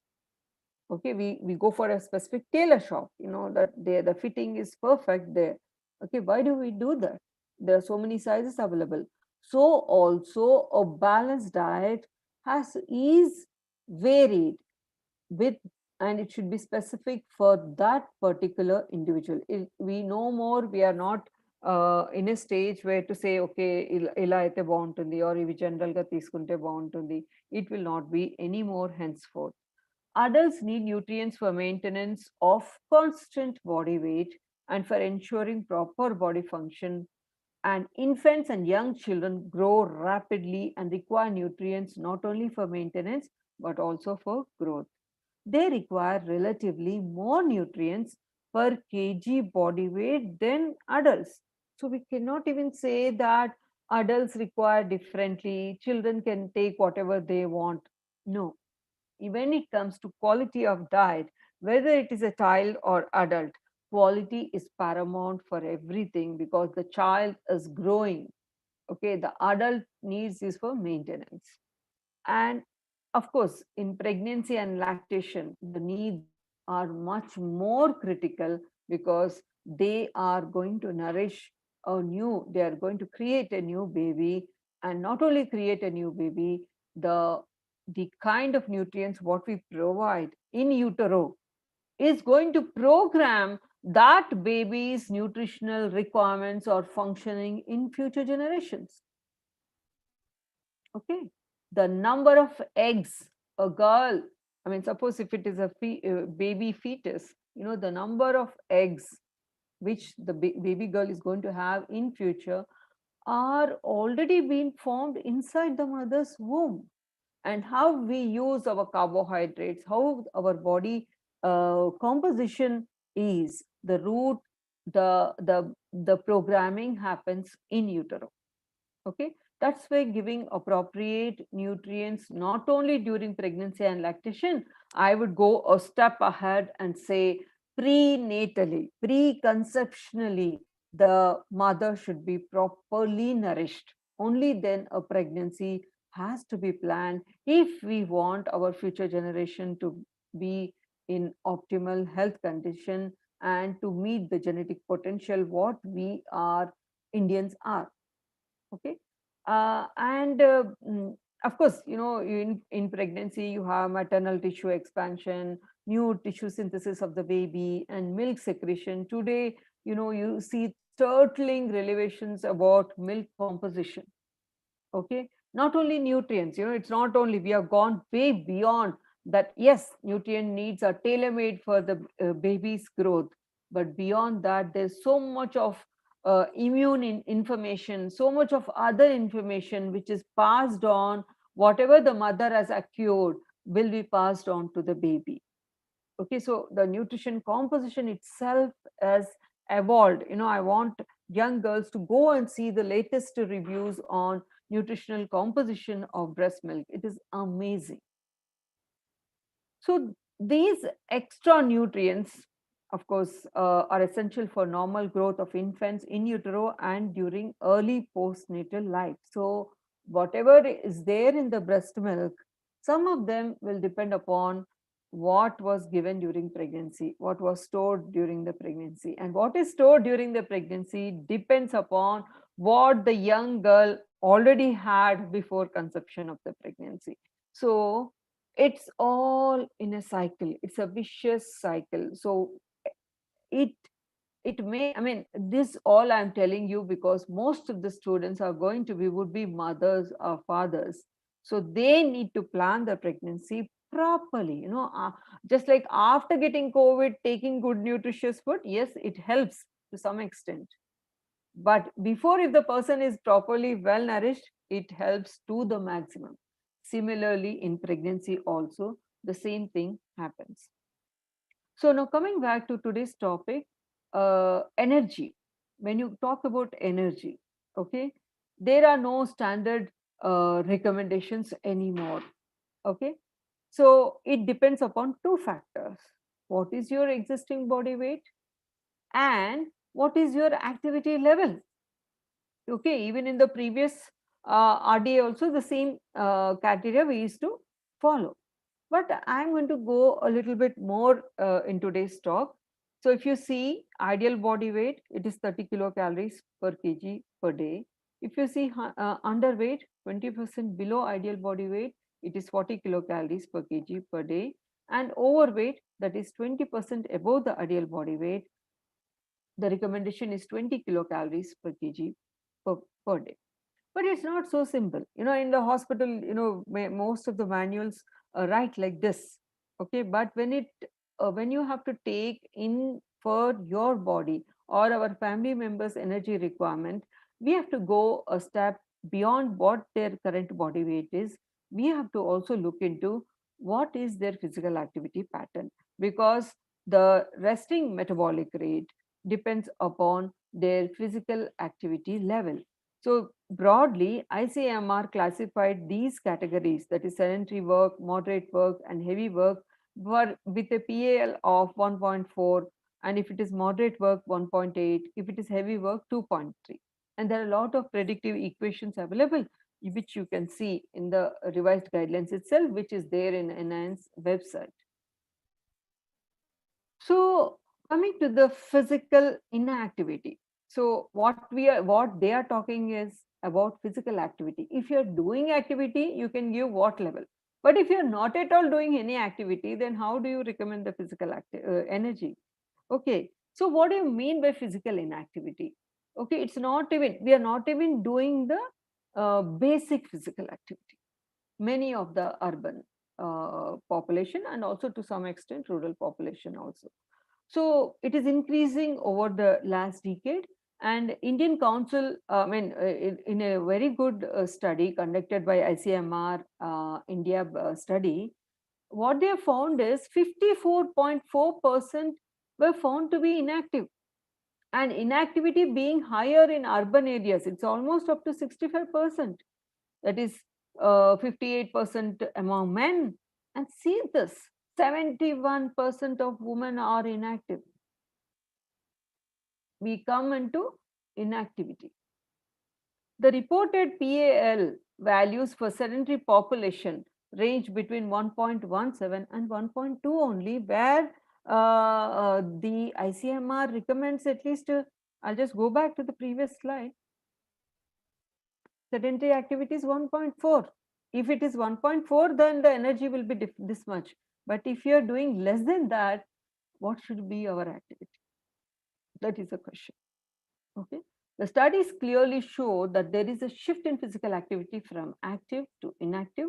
The population with heavy activity is not performing intense activity for 8 hours. You know, you might say, oh, rural people do a lot of heavy work, town people do a lot of heavy work. But even if they do, they do not do for 8 hours. They just do for few hours, and those activities are also seasonal. And persons proportion of population engaged in heavy work is very, very small. And occupational activity pattern of Indian rural population, as per NNMB survey, indicates that this is in 1996 and 97 itself, that a majority of rural adults are engaged either in sedentary or moderate activity, and a very small proportion are engaged in heavy activity. So that's why India needs a Fit India movement, because Indians shy away from physical activity, and 54% of Indians are physically inactive, and less than 10% engage in recreational physical activity. So we are burdened with obesity, we are burdened with diabetes, we are burdened with thyroid disorders, we are burdened with hypertension, and we are burdened with cardiovascular diseases. That's why this particular concept of webinar has appealed to me. It says subsisting diseases. Yes, one, all of us may not be optimally nourished. We cannot take that as granted. Second, we are physically inactive, majority of us are. And because we are physically inactive, our energy requirement has gone down so less that, so even if we eat slightly more, we are targeted for obesity, diabetes, thyroid, hypertension, and cardiovascular. So how do you gain weight? It's so easy. I think many of us during COVID lockdown have gained fat, even though we were working very hard, because our support systems were not there. So if the input is slightly more than the output, excess is stored as fat. An extra calorie intake of about 150 kilocalories per day is estimated to add an extra 7 kgs per year. So approximately 3,500 calories is equal to half kg of fat in our body. And this is the energy content of foods. Why I want to highlight here is, when we talk about dry fruits, nuts, everything contributes calories also. So taking care of our existing body, existing disease, is very, very important. We have to eat nutrients for immunity sake, but we have to calculate our calorie intake. So cooking oils, any cooking oil, often people come and they say, oh, I'm using olive oil. As though olive oil, I mean, they go by the advertisement, they think that it does not give any calories only because it's good. That is their understanding. Whether it is good or bad, what kind of fats it is composed of, energy value is same. Fat is fat, healthy or otherwise. So 100 ml of healthy oil or any oil is 900 kilocalories, and ghee also 900 calories. People talk about, oh, very good, I'm using Shuddh organic desi ghee. Yes, it gives you good nutrients, but it also gives you calories. Walnuts 100 grams 671, coconut dry 624, almonds 600, groundnuts 520, rice 356, jaggery, yeah, very good. Jaggery is good over sugar, but it also gives you calories. 353, 100 grams. It's not calorie free. Jaggery is good, ghee is good, but they're not calorie free. Dals 335 calories. Wheat, chicken 100 grams is 168, but don't think, oh, 168 less calories. But how much oil we are going to add in our cooking? How do we cook?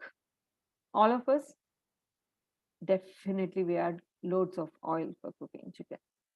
And milk, 100 grams gives you buffalo milk also 107 calories. That's very good. That's why it's a very good choice. So from body weight, I now move into body composition, because I don't know if many of you are from nutrition background, but body composition is a concept which is going to come and it is going to stay here. In future, people are going to talk about not weight anymore. They are going to talk about body composition. So genetics and dietary intake and the conditioning, I mean, these two will have long influence on the body composition. So the body fat assessment techniques there are different techniques available, and you need to be aware of those techniques. Okay. And optimal body fat levels depend on the age, sex, and heredity of the athlete or a person, and it could be specific to their genes and the kind of physical activity they are indulging in. So this is one of the client which I handled few years back. Just want to give you the perspective of calorie requirements, how it changes, and how simply going by simple current body weight are not going to help you anymore. Okay. So if you see, this is the body composition by DEXA, which is a gold standard for doing body composition. He's an athlete, tennis player. His age was 20, height was 180, weight was 64 kgs only, and BMI is only 22. He's into normal weight. And what is the activity? He has 6 hours of physical activity and is a tennis player, and his dietary intake is 4,000 calories. You know what? Surprising, this boy has come to me for increasing body weight because he was so good at tennis. He wanted to compete in a different age category where he had to improve upon his weight. But unfortunately, it was so tough for us to increase his body weight, because if you see his RMR, the resting metabolic rate, based on the Mifflin-St. Joyce equation, was only 1480 calories per day. Okay, so this is the equation. It's a factorial. It goes by the fat-free mass. And activity factor was his activity. If you see 6 hours, comes under very active 2.5 hours. So if you go by the formula, the total calorie requirement comes to 3,750 kilocalories per day. He can eat up to 4,000 calories, and his dietary intake was already 4,000 calories. So he was struggling to gain weight, because if you see the percent of fat in his body completely. You can now get what is there in his right arm, right leg, abdomen, legs, thighs, everything. So if you see that, his percent body fat was only 15.3, and the rest of it is of the 63.4 kgs. The fat mass was only 9 kgs, and the lean mass, the muscle mass, was 51 kgs of muscle. So if the person is having that much muscle, he can actually take 4,000 calories, and he is physically active for 6 hours. So this is another case study where if you see the total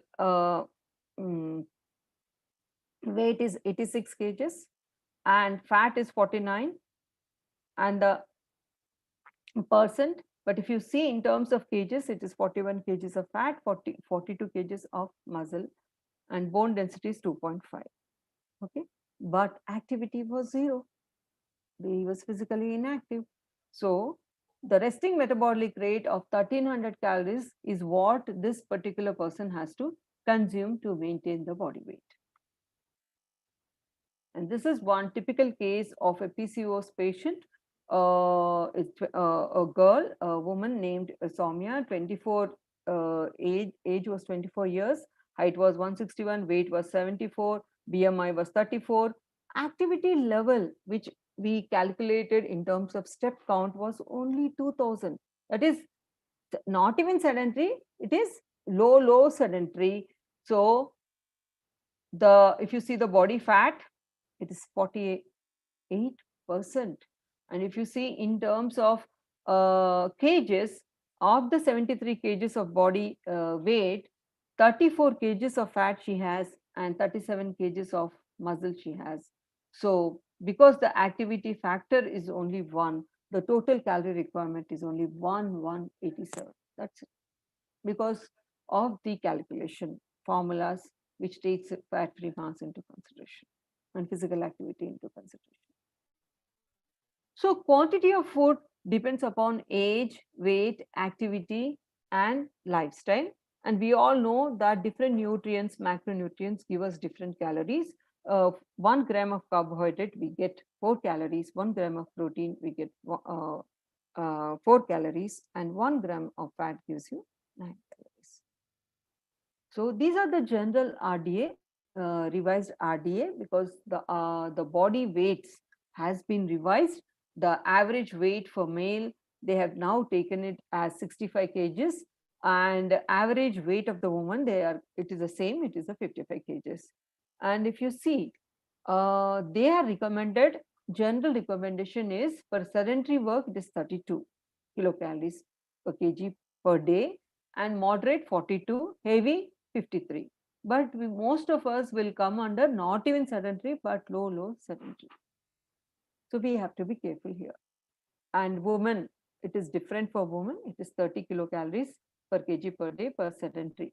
Pregnancy, if you see, pregnancy energy recommendation, the average weight they have taken is 55 kg. But the energy has to be given in addition 350 kilocalories only in pregnancy. But it will depend upon what is the weight gain of the pregnant lady, and ideally if they are into normal weight only, they have to gain 12 kgs. If they are underweight, they have to gain around 18 kgs. If they are overweight or obese, their weight gain guidelines are different. They need not gain so much of weight. It's only 5 kgs is more than enough. So the calories cannot be okay, pregnancy ekku no, that is not correct anymore, because it's going to program the baby's future energy requirement also. Lactation, yeah, they need definitely for the first 0 to 6 months, it is 600 calories, and 6 to 12 months, it is in addition to the regular requirement, it is in addition 520 calories. So if you see infants and children, one of the thing which I want to point out is if it is girls or boys, if they are physically active from the age of 10 if they are physically active, their energy requirement or the total quantity of food is almost equivalent to adults. Okay. So once again, I want to emphasize on the fact that it is simply not the body weight. We have to take the activity also into consideration, and there are different ways of monitoring the activity of the people. Based on that only the energy has to be recommended. Because, and now coming to the first major nutrient, the carbohydrate. This is the major fuel for any physical activity and exercise, and especially if people are indulged in physical activity, this is one of the key nutrients to promote optimal performance. And we do not have much storage capacity to store carbohydrate as such in our body. So that's why if you are doing continuous exercise, lack of this carbohydrate could impair performance and also negative impact on the immune system. So a daily intake of proper quality diet is once again very, very important. But which kind of carbohydrate you have to take, how much you have to take? Preferably 40 to 60% of energy should come from carbohydrate. And so that's why I haven't given any grams. It all depends upon the total energy calculation. Of the energy, you need to give 40 to 60%. Okay. And the main sources of energy in Indian diets, which are predominantly plant food based, are carbohydrate, fat, and protein. The recent scientific update considers the unhealthy role of simple sugars and recommends less than 10% of total energy, while the carbohydrate can vary between 55 to 75%, but it should be from in the form of whole grains, legumes, vegetables, and fruits. Suppose if the person is indulging in light physical activity, just 3 to 4 hours per week, then the recommendation should be 4 to 5 grams per kg body weight. Medium physical activity, 6 to 7 grams per kg body weight. Okay. So based on the physical activity, you can choose the appropriate grammage of carbohydrates. And not only that, they have also emphasized that fiber intake should be like, they said whatever the calories they have given in the, they said it's better to consume 20 grams of fiber per 1000 calories. So as nutritionists, we have to tailor make to ensure that the diet comes, carbohydrates come from whole grains only and packed with good amount of fiber. So some of the good sources of fiber are, you see, fenugreek seeds, whole Bengal gram, surprisingly, ante Senegal, sundal, 25 grams untai, 100 grams, whole ga tinte. Then gingerly seeds, very good, rich in nuvulu, maize, corn, then bajra, ragi, jowar, wheat, and most of the green leafy vegetables. And in fruits, you have sapota, then guava, white. So surprisingly, fruits, migita fruits are not so rich in fiber. So most of the time, the cereal choice, the carbohydrate, the quality of the carbohydrate depends upon what form of cereal you are taking. I'll elaborate that in terms of glycemic index and glycemic load. So consumption of dietary fiber has become very, very important now. It is a structural carbohydrate of plants, neither digested nor absorbed, but you have two forms of fiber, insoluble. It has its different action, and soluble, it has its different action. So insoluble fibers are, it absorbs water in the gastrointestinal tract, promotes regular bowel movement, increases stool weight, that is speeds up digestion and elimination time, which is very, very important for immunity. It is very, very important. Then soluble fibers, they actually help in by a different mechanism to lower cholesterol, and also they will help to regulate blood sugar. And increased fiber is known to decrease gastrointestinal diseases, because we have seen a rise in Crohn's disease or inflammatory bowel disease, then hypertension, diabetes, heart disease, and several types of cancers, especially colon cancer. So recommendation is 20 grams per 1000 kilocalories. Best sources we have just discussed now. I'll show you this. These are from the RDA book only. You can actually, it's available in NAAC website. Total dietary fiber, if you see, surprisingly, like bajra, jowar, ragi, rice. See the rice, raw milled. This is what we consume in majority, but the fiber content is very, very low. And if you see whole wheat, bajra, jowar has good amount of fiber. And if you see among all the grains, bajra has good amount of soluble fiber also. And if you see the legumes, Bengal gram, green gram whole, rajma, soya bean, brown has good amount of fiber, and soya bean has good amount of soluble fiber. Then green leafy vegetables, luckily, totakura, chamakura, drumstick leaves, tamarind leaves, tender tamarind leaves, which is very popular in some parts of Andhra Pradesh, is actually very good source of insoluble fiber. And other vegetables, if you see, brinjal, drumstick, lady's finger are the only sources which contribute good amount of fiber, that too insoluble fiber. In fruits, apple, pineapple, sapota are the good sources of fiber. And many of the spices are rich sources of fiber, like chilies, fenugreek seeds, pepper, black, almonds, gingerly seeds, mustard seeds, but we usually consume in small amounts, but regular intake definitely helps. Even soap, ajwain, that also has good amount of fiber. Mushrooms are good sources of fiber. The last one is dried mushroom, dehydrated green leafy vegetables, or dehydrated any vegetable will be rich because we are removing the moisture. So you must have heard so much about glycemic index and glycemic load of some commonly, when we talk low glycemic index, Kavati Tinali.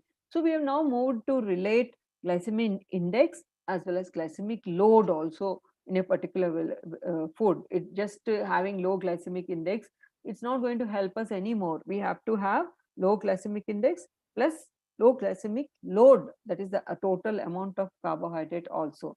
So if you see among the common items which we use, glycemic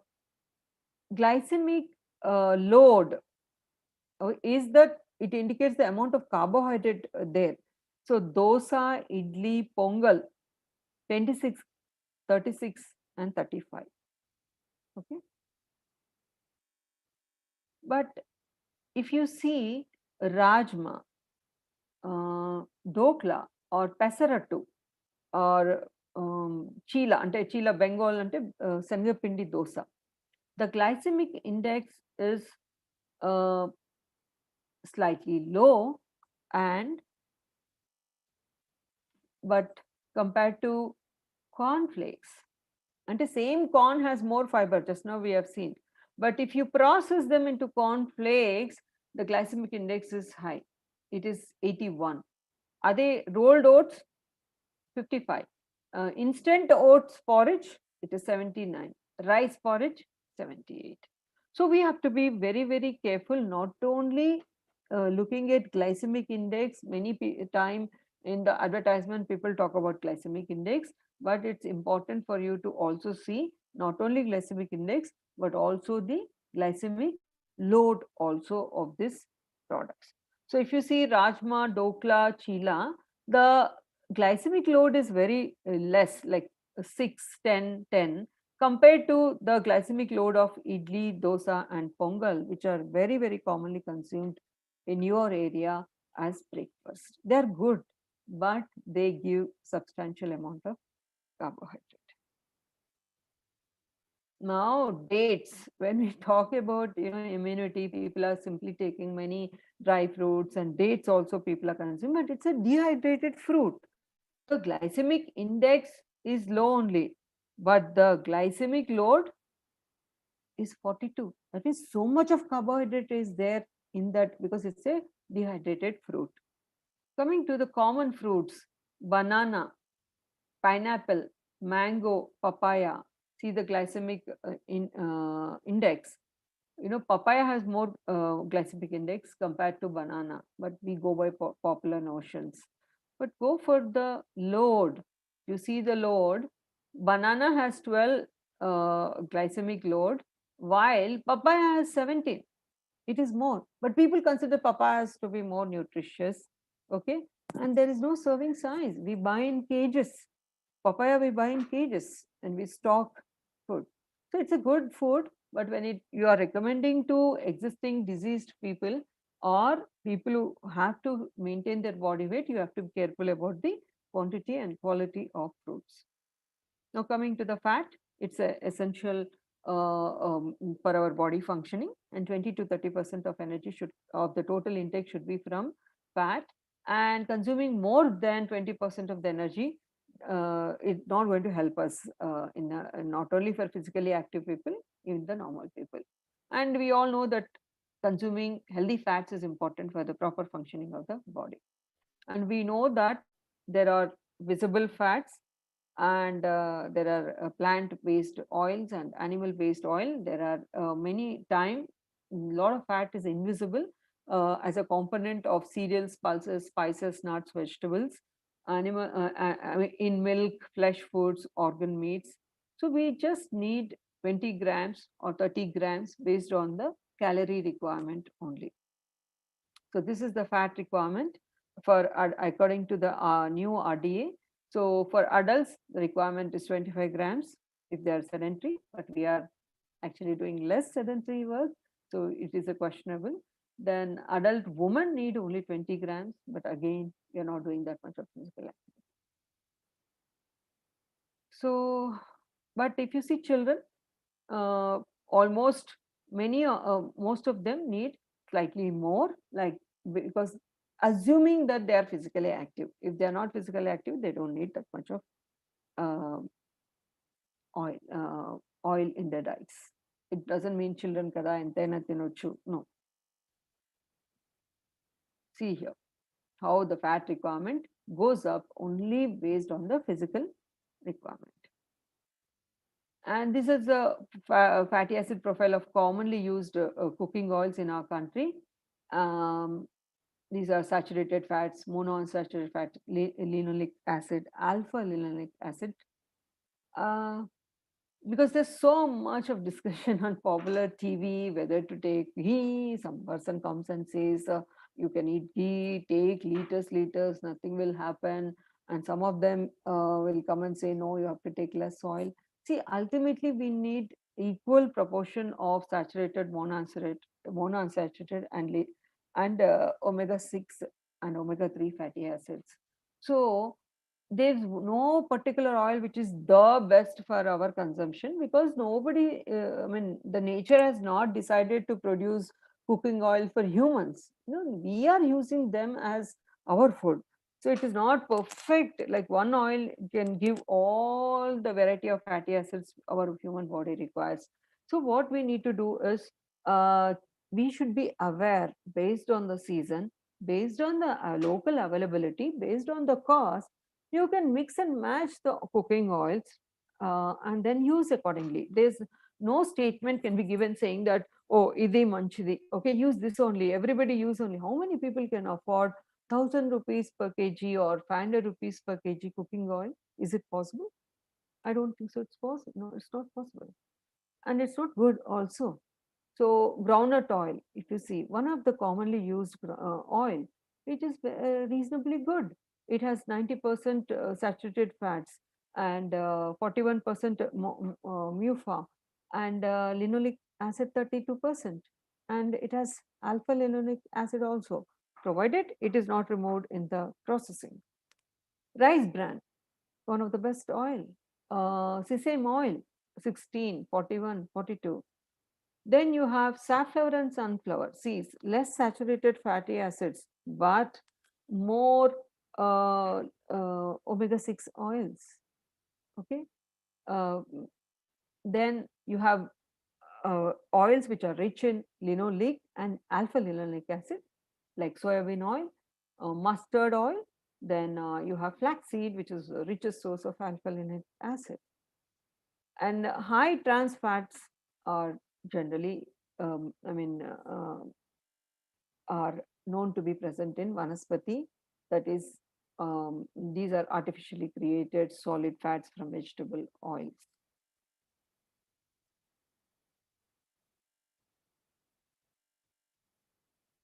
Okay, so choose your oil.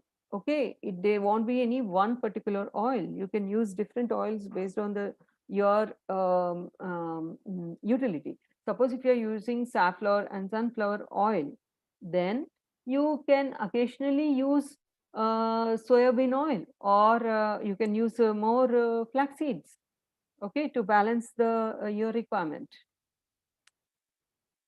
And apart from this, too much processing of cooking oil is not good, because there are some non-glyceride components which are equally beneficial and equally beneficial in terms of antioxidants and there are different pathways, like whether, for example, sesamine and sesamilon and sesamol are such good beneficial. If you go and study, simple till.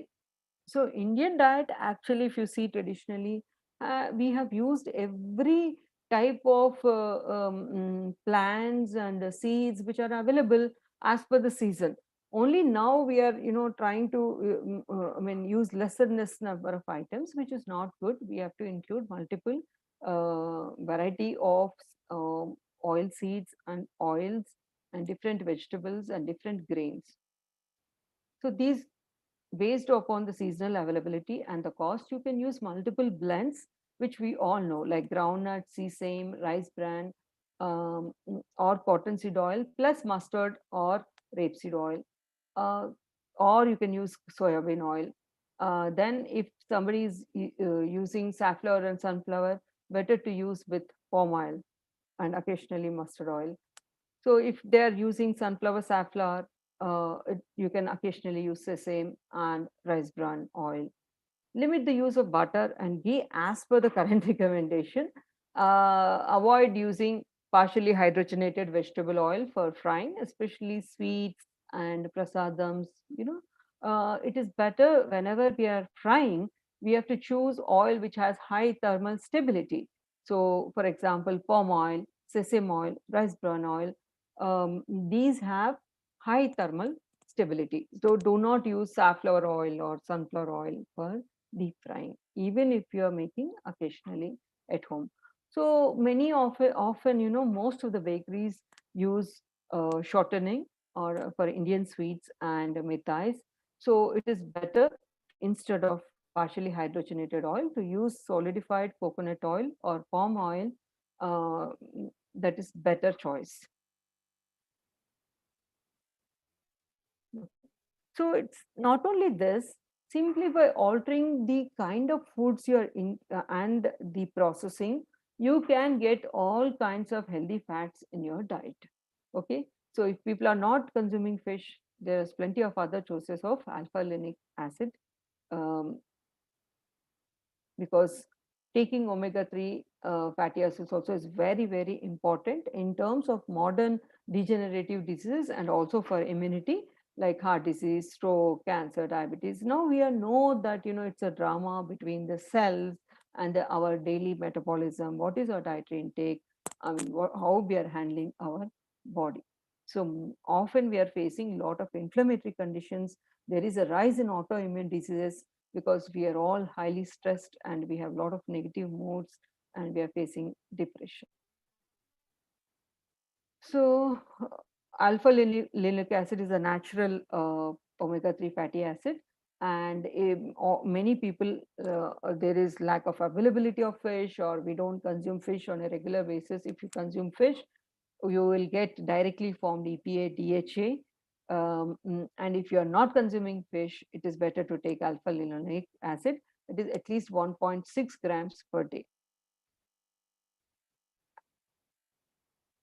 So the ratio between omega-6 and omega-3 fatty acid should be between 5:1, but unfortunately, we are taking 14 is to 1 or 20 is to 1, because we take lot of omega-6 oils, because the consumption, we end up taking more of safflower oil and sunflower oils. And not only that, even the quality of diet is, because we are taking mostly processed foods, we don't take appropriate quantity of omega-3 fatty acids.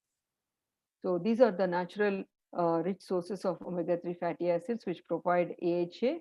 If you take whole grain, wheat, bajra, oats with the germ, you would get substantial amount there itself. And if you use whole grain pulses like legumes like black gram, rajma, soya, cowpea, you would get good amount of omega-3. Then green leafy vegetables, regular consumption of green leafy vegetables, gangavali kura is very rich in alpha-linolenic acid. Then spirulina, of course, we know. Fenugreek seeds, regular consumption in good quantity gives you alpha-linolenic acid. So also walnuts, almonds, good amount, is provided. Then you have flaxseed, linseed, avisaginjalu, perilla seeds. Different sources are available. Based on the budget, we can choose our sources of omega-3. It need not be costly nuts. Okay, even taking egg yolk can provide good amount of DHA, direct formation, direct DHA to our body. Then lean meats also give preformed EPA and DHA.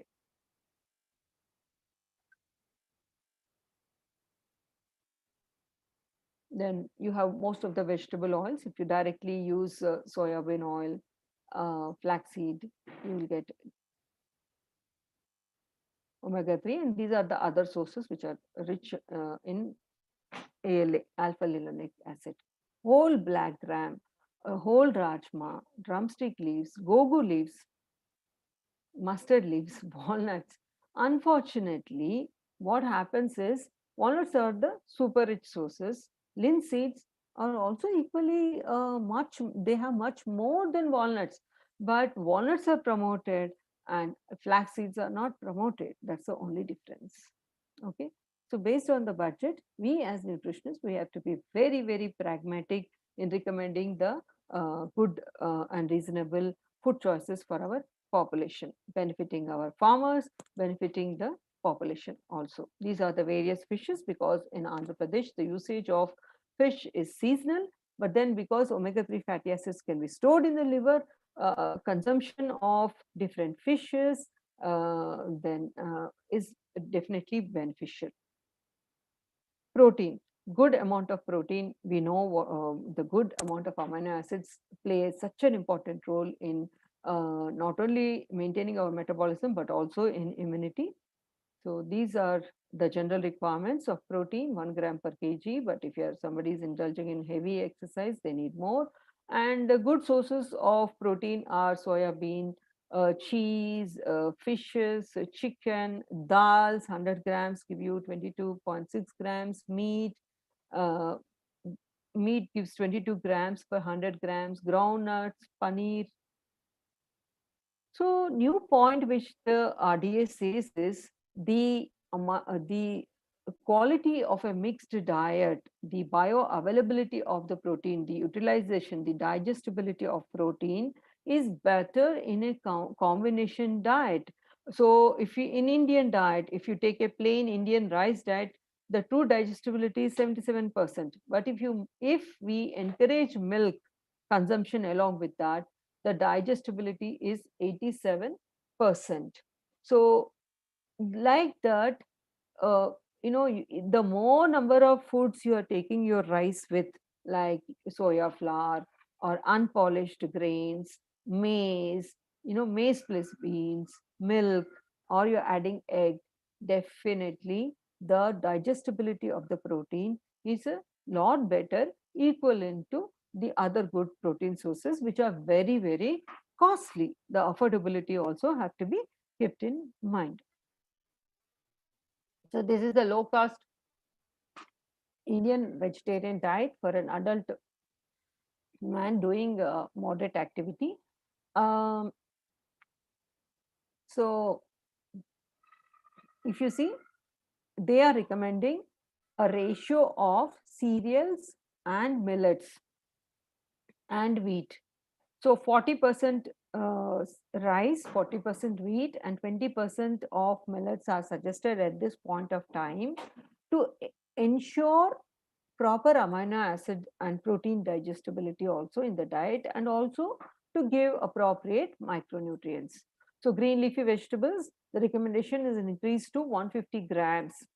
Other vegetables 100 grams, roots and tubers 100 grams, and also what they have also seen is they are not including potato as roots and tubers. It's better to include other roots and tubers rather than simply potato. Fruits 150 grams, milk and milk products 200 grams will give you 57 grams of protein. But yes, use of oil along with non-vegetarian items has to reduce. So we have to minimize our oil usage for consumption of protein, whether it's paneer. You know, paneer already has fat, and then we make paneer butter masala. The form has to change. It's better to use with mixed vegetable or spinach. Not only that, plenty of antioxidants are required to live in the modern days world, whether it's environmental pollution or the stressful life.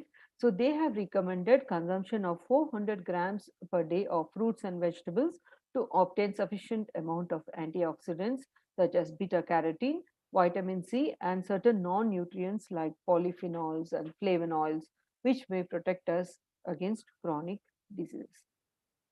This is the healthy plate as recommended by NIN. And if you see, there are 150 grams or 200 grams of fruits, 350 grams of vegetables, and 150 grams of green leafy vegetables. And see the diversity of the grains, then oils 27 grams, then nuts 20 grams, pulses, eggs, and flesh foods 90 grams, along with consumption of milk and milk products of 300 ml. And these are the key micronutrients in different food groups. Like if you take whole grains, you get iron, zinc, vitamin A, dietary folate, pulses, whole pulses, leaf vegetables, iron 8.5, and vitamin A, plenty of vitamin A and dietary folate.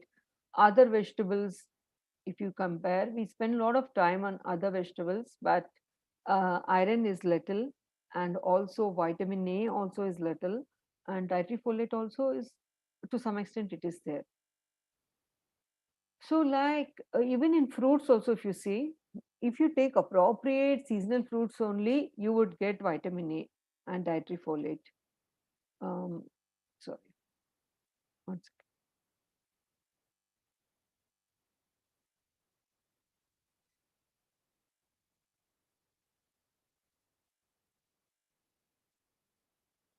Sorry. So different consumption of different food groups every day will lead to appropriate amount of micronutrients, and this is for 2000 kilocalories.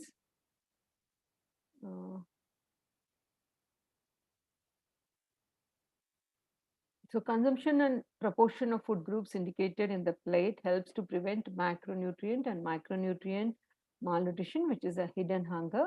The proportion indicated in the plate ensures adequate intake of all micronutrients, bioactive compounds, functional foods, antioxidants, and no vitamin or mineral supplements will provide the adequacy of all nutrients that can be met from this model plate. Routine consumption of certain nutrients as supplements will interfere with the absorption of other nutrients. Now it has become very, very common to take supplements, heavy doses individually, like multiple vitamins. Micronutrients from food are better absorbed and more bioavailable than vitamin and mineral supplements, tablets, capsules. A complete diet, as indicated in the model plate, provides many unknown substances, nutrients that can be met from supplements or fortified foods.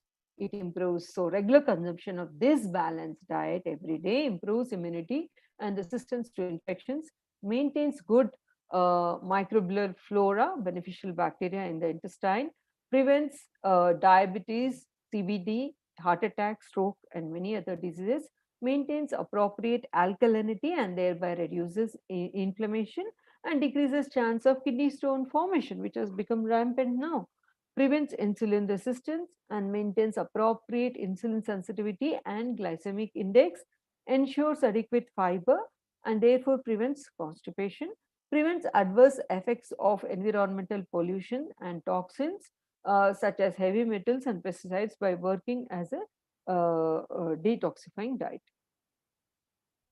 So one size does not fit all. This is what USDA has done. Each person has to create their own pyramid. So my suggestion would be make sure that the whole grains, the grains are wholesome. That's very, very important. And make your veggies one green leafy vegetable, one vitamin A, rich fruit should be taken, and these are all the vitamin A rich foods which are very, very common, very available at a reasonable price. Seasonally, vitamin A is stored in the body. Your mint leaves, sweet potatoes, amaranth leaves, fenugreek leaves, and calcium rich foods. Many people say we are allergic to dairy, we are not able to tolerate. Please look at other sources which is already in vogue in our tradition, like use of poppy seeds, gasalu, gingerly seeds, oma, agati leaves, amaranth, totokura, ponnagantikura, ragi, crabs, use of sea crabs. Okay. Because why I'm talking about calcium today is many of the other population are suffering with bone diseases, which are long term. It's not emergency. It is chronic, like arthritis, osteoporosis. And we all know anemia continues to bother us and our work productivity. So not only taking appropriate iron to ensure iron absorption, ensure you take vitamin C as Dr. Sucharitha suggested at every meal, take appropriate good protein, and do not take too much of salt, which inhibits the iron absorption. Folic acid, which the government is recommending as as a medical treatment we give for any young girl who comes to the hospital for conception, preconception. So it's better if you make it a habit to eat every day green leafy vegetables. There's plenty of folic acid in our body, and it's not in a supplement form. It doesn't, because there are several studies, if too much of folic acid is there, what's going to happen? But if you are taking in the form of diet, the impact will be less. And at this point of time, I must say that nutrition is a very, very young science which has come out in the last century from 1930s and 40s. And within 100 years only, it has evolved so much, and we know the criticality. So at this point of time, apart from the vitamins and minerals, what we know, there are many phytonutrients, anti-inflammatory agents, antioxidants, which are there in the food. So our body is a chemical pool. If you see, it's a metabolic functioning unit. The more variety of diet you are taking, the more different chemicals you are able to support. See the variety of phytonutrients, onions, red and blue fruits and vegetables like jamun or red totokura, citrus fruits, bioflavonoids, carotenoids, dark yellow, deep purple, flavonoids, onions, apples, beans, indoles, isoflavones, lignins, leafy vegetables, you have lutein, zeaxanthin from corn, phenolics, various grains, different jowar has different phenolics, ragi has different phenolic, which is very anti-inflammatory. Then you have probiotics, which are big science, which is going to come now. Every other day you're seeing so many publications. These are live organisms, which are source is curd, luckily buttermilk, which is very, very popular in Andhra Pradesh.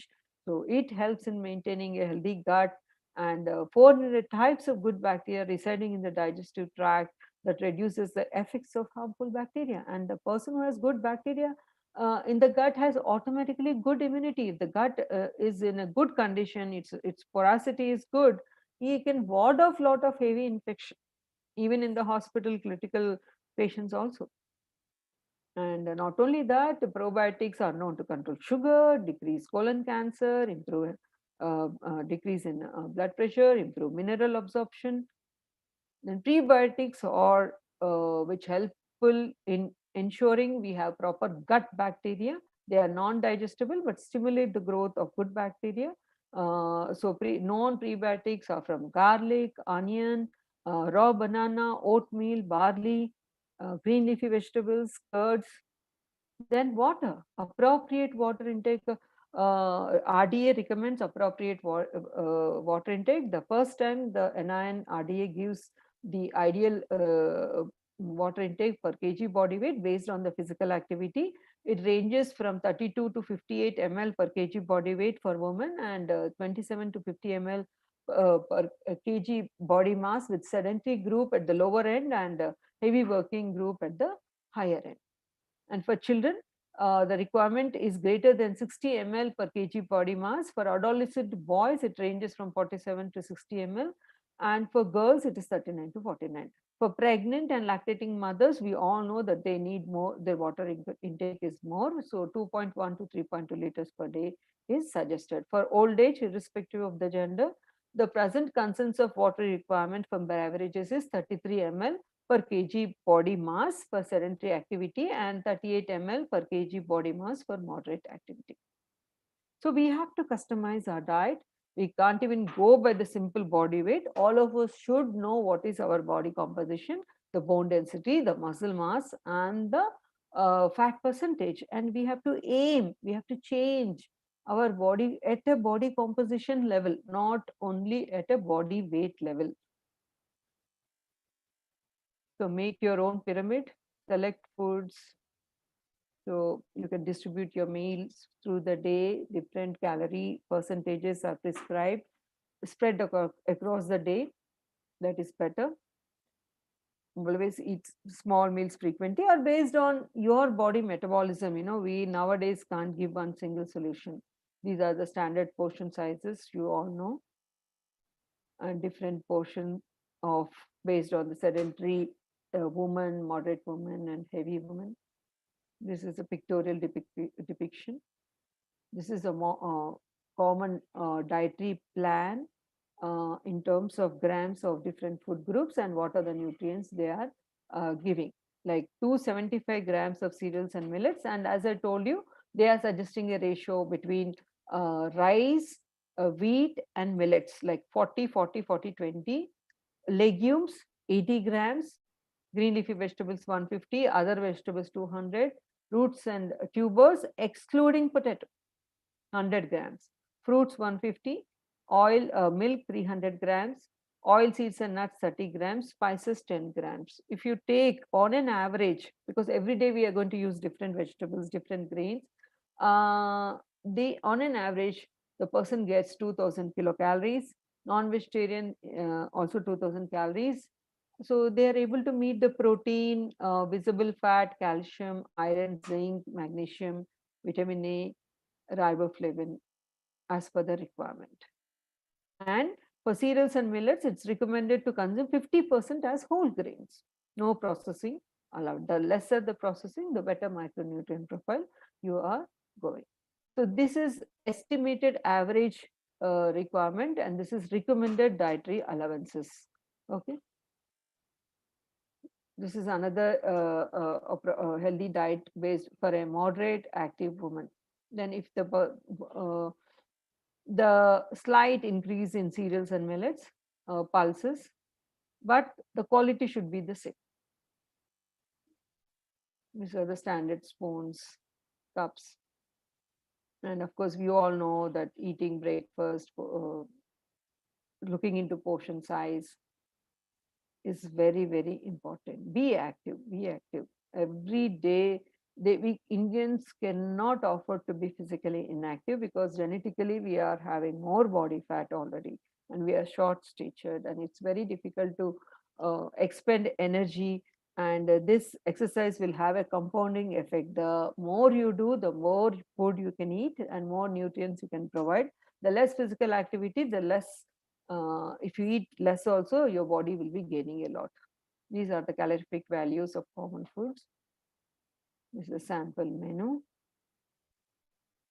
There are so many, I mean, if you see even infants also try to, at the age of between 6 to 8 months itself, we have to include different kind of fruits, vegetables, and different types of grains. And that's the foundation for food habits with from the body also, and then from a child perspective of adaptation and also habits. Okay, so not only just I mean, if you call it subsisting disease, if we are fit, we are super fit, automatically our immunity will be extraordinary. Okay, so eat a variety of foods and daily consumption of green leafy vegetables, cereals, milk, and good amount of protein and healthy cooking oil is very, very important, and dependency upon only single rice should be reduced to using multiple grains, and that too in the form of whole grain option. Thank you.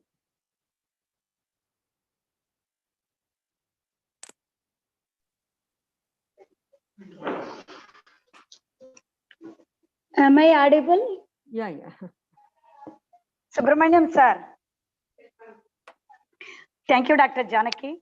Thank you. Janaki Sriram, for your experience and excellent information about balanced diet related to functional food groups, cereals, pulses, fruits, and vegetables.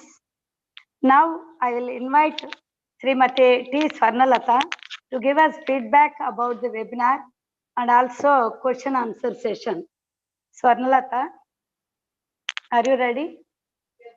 Okay. Before I give feedback, I would like to congratulate the panel speakers of this webinar.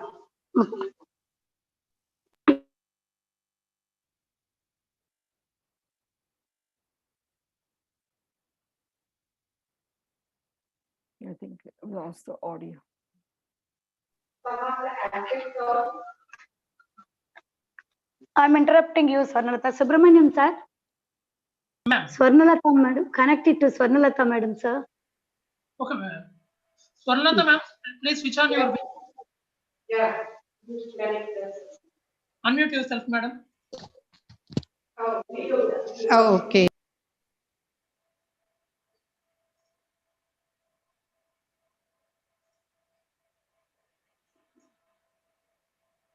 Swarnalatha ma'am, please unmute yourself. Yes, sir. Okay, ma'am, continue. Okay. The first presentation of Dr. Abdul Rahman on nutrient resources and preservation. That topic covered some of the aspects of nutrient resources and how they are to be conserved. Major causative factor of malnutrition is due to unaware of nutritive resources and how to preserve them. This topic fulfilled the important aspects of the same coin. Here, I emphasize on the salient points of Dr. Abdul Rahman narrated. She has focused on byproducts like bran, vitamins, and minerals, how they can be fortified into a diet. And addition of these byproducts will lessen the environmental pollution and it will be cost effective. Some of the degenerative diseases like diabetes, CVDs, hypertension can be reduced when these byproducts can be added in the diet. She also emphasized on the bioactive compounds and some of the phytochemicals, which helps to remove the free radicals that are being formed. And also, she emphasized on the plant bioproducts that can influence the food industry. If these bioproducts are added in the food industry, it improves the nutritional composition like minerals and vitamins, and also the functional properties of the food. And they can help in the increasing the shelf life of the food products. And these products can decrease the bakery, they can be added into the bakery food. And now I move to the second presenter, Dr. K.V.Sucharitha garu. The topic is on dietary compounds as immunomodulatory tools for COVID-19, a pressing priority. Proper functioning and well-balanced food system for maintaining health has become strikingly evident over the past decades. These days, people are panicked to know what food helps them to be prevented.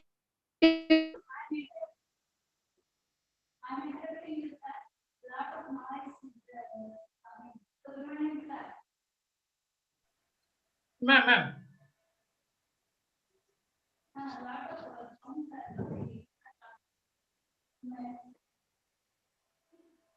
Ma'am, continue. Swarnalata ma'am, continue.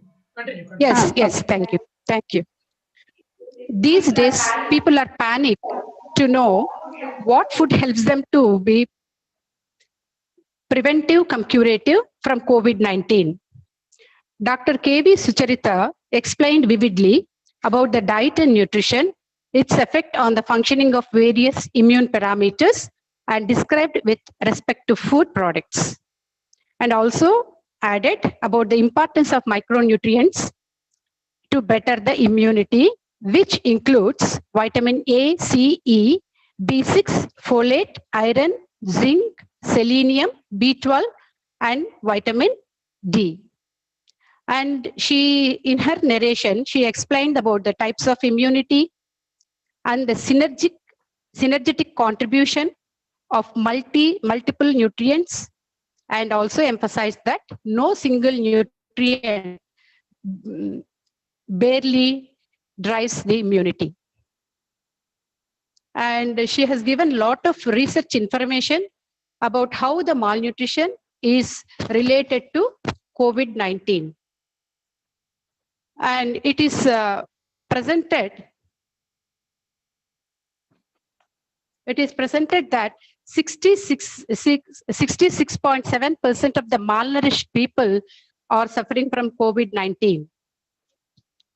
Early supplementation can help in the prevention of nutritional disorders, and also explained about the ZNR index, which reflects the nutritional status of elderly people.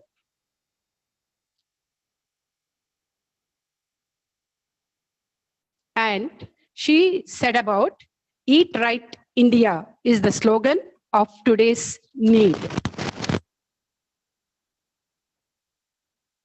Now, I move to the third speaker, Dr. Janaki Srinath.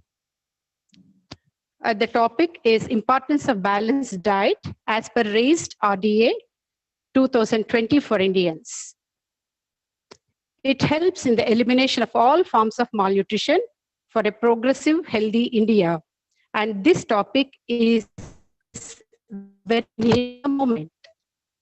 She covered so much of information like pre-transition and post-transition in prevention of degenerative lifestyle disorders. And also how clinical and subclinical symptoms can prevent when a person is on balanced diet.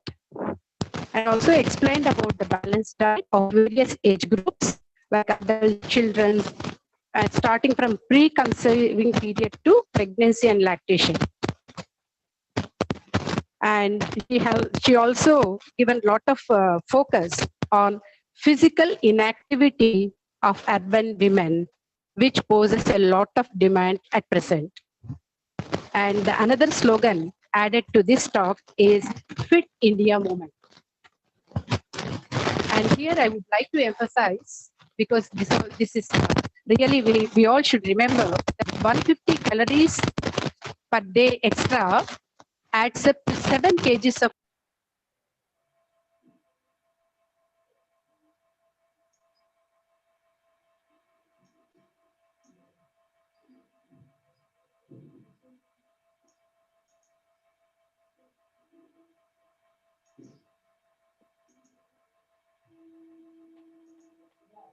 Swarnalata ma'am, please unmute yourself. You are muted. Sir. Continue. Yes, sir. So she emphasized. Is it audible now? Yes, sir. Continue. Continue. Wait, madam. Some disturbance is there in audible.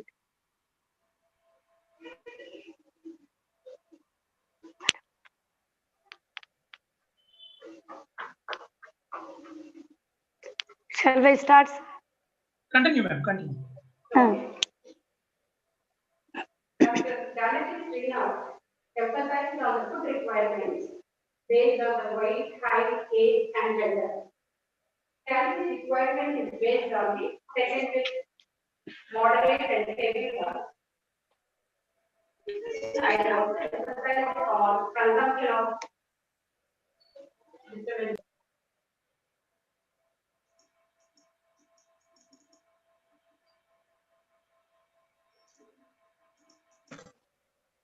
Should be less than the 10% of the total requirement.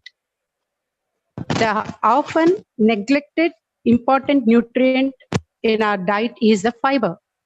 It is being recommended that 40 grams for 2000 kilocalorie diet per day is recommended, which can be supplied by consumption of whole grains and grams.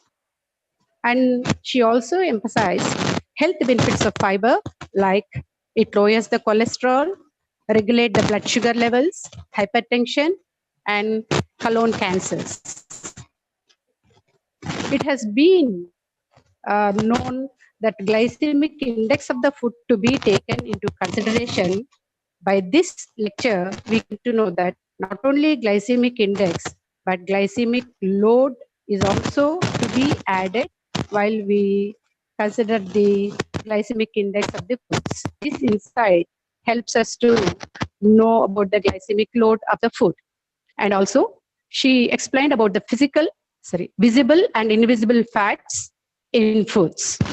And our fat consumption should not exceed more than 20% of the energy requirement. And equal amount of SFA and MUFA is always better. And based on the availability and the season, mix and matching of the oils, cooking oils are required.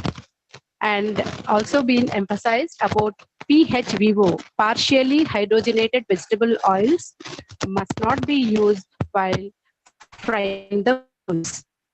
And also sesame, flaxseed, soya, canola oils are said to be the best oils as they have lot of LA and ALA. And also recommended ALA per day is 1.6 grams. And the ratio, the best ratio for omega-6 to omega-3 is 5:1. And she focused on the importance of pro and prebiotics and also P glycans for better immunity system of a person. And we have to customize our own diet basing on our physical requirement. And physical activity is very important, minimum 60 minutes per day or 10,000 steps to be counted so that we are, as per the recommendation, we can take our diet. To conclude on the 3 topics of this webinar, they are interlinked and integrated to become a healthy man. First of all, we should know the resources of nutrients and how to preserve them. Then, using that knowledge to plan a balanced diet suiting present needs, which automatically strengthens the immunity, not only COVID-19, but also in general. Once again, I thank the head of the Department of Homescience, the pilot of this webinar, for giving me this opportunity. Now, I request the audience to pose the questions.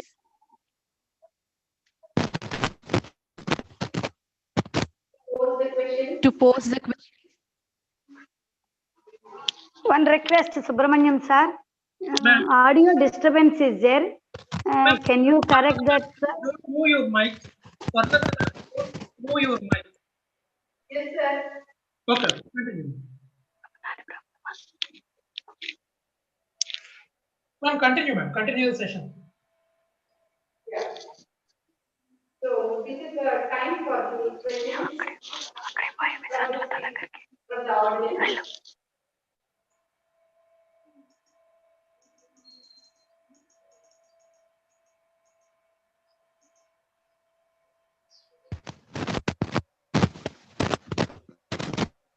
Hello, madam. Dr. Nurhanan, madam. Nurhanan Abdul Rahman, madam. One question, not question. This is a suggestion, madam.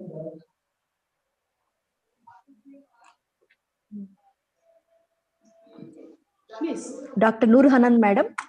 In pandemic situation, what are the plant byproducts to be added in the diet, madam? In pandemic situations, what are the plant byproducts to be added in the diet to improve the immunity system? So, okay, the existing fruits and vegetables at home can be incorporated in various food products to increase minerals, proteins, and dietary fibers. So I think like carrots, and other vegetables, they are usually being found at home, easily available at home. So that plant byproducts are very useful to promote or retain or give nutritional composition needed to our body during pandemic. Okay, thank you, madam. The question from who? How can we concentrate elements?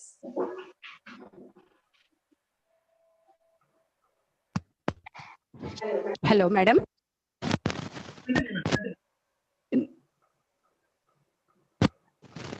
Dr. Hannu Abdul Rahman, madam.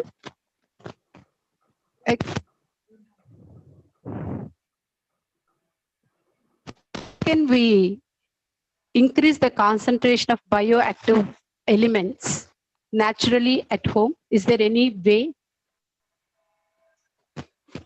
Increase? Bioactive elements, how can we increase the concentration of them to get the maximum benefit? Is there any method of increasing the concentration of these things at home? Yes, yes. Maybe we can dehydrate our food products. Okay, the plant byproducts before incorporated into foods. Okay, that's my answer. Okay, thank you. Is there anyone else?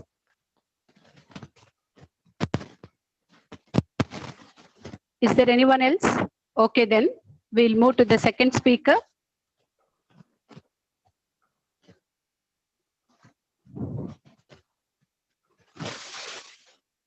Thank you, madam. Dr. K.V.Sucharitha garu.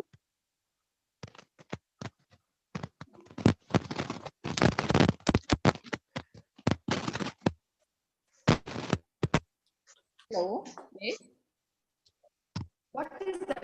What is the best time for the sunlight? Now it's WHO is suggesting between 8 to 3 in the morning. From morning 8 a.m. to 3 p.m. will be the ideal time for to get UV light that is required for the processing of this vitamin D in our body. Generally, morning 7 or 8 to afternoon 3 p.m. will be the right time.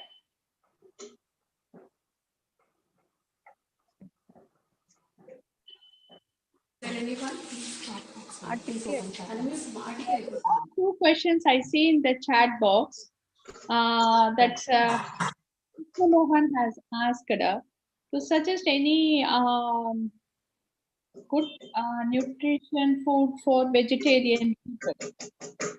That works. And also one more question that chicken will, if protein-based foods like chicken is useful, I don't understand the question. Is it chicken is responsible for getting COVID, or is it prevent COVID? I don't understand. Actually, me and Janaki has elaborately told that there is no one nutrition superfood for any type of thing. You should have a combination of foods. That's what we told you, that one food or one nutrient cannot help us. So a lot of things has been covered in Janaki's presentation, Dr. Janaki presentation, that a variety of foods has to be taken. Variety of cereals, pulses, particularly millets, whole pulses, fruits and vegetables. She showed a good plate also. So you have to take that plate is your, I think, your nutritive superfood for COVID. If you follow that plate, that means that you have to eat all the foods in one day. Yeah. At least you have to select 2 to 3 types of foods from each section. There are mostly 4 sections in that plate. So at least select 2 or 3 foods from each section. That will be your superfood in order to tackle any type of diseases. And chicken, I saw that coming to the chicken, you can eat chicken twice or thrice a week, and see that you get a good chicken from a hygienic and good bird. That is, it is not have any disease. So that way, chicken there is no need to avoid. If the question is to avoid, I say no. And chicken does, and if the question is like chicken prevents COVID, no. Chicken is a good protein food, but at the same time, with the visible oil that you are adding in making chicken plays a major role. Don't add much oil. Make a food where you have less oil, less salt, like that. And chicken is a good protein. You can eat chicken during COVID also. Anything else if Janaki wants to add, she can.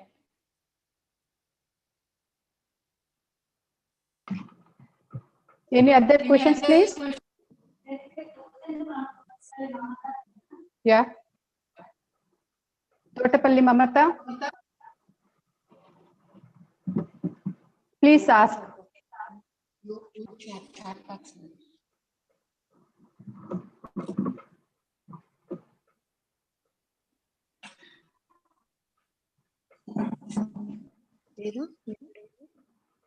Mamata, please unmute yourself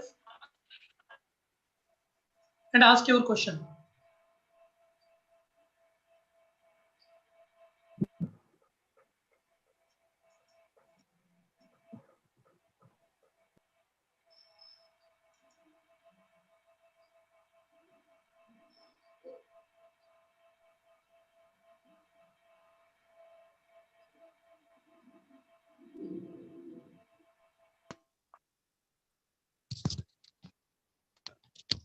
Anyone else, please?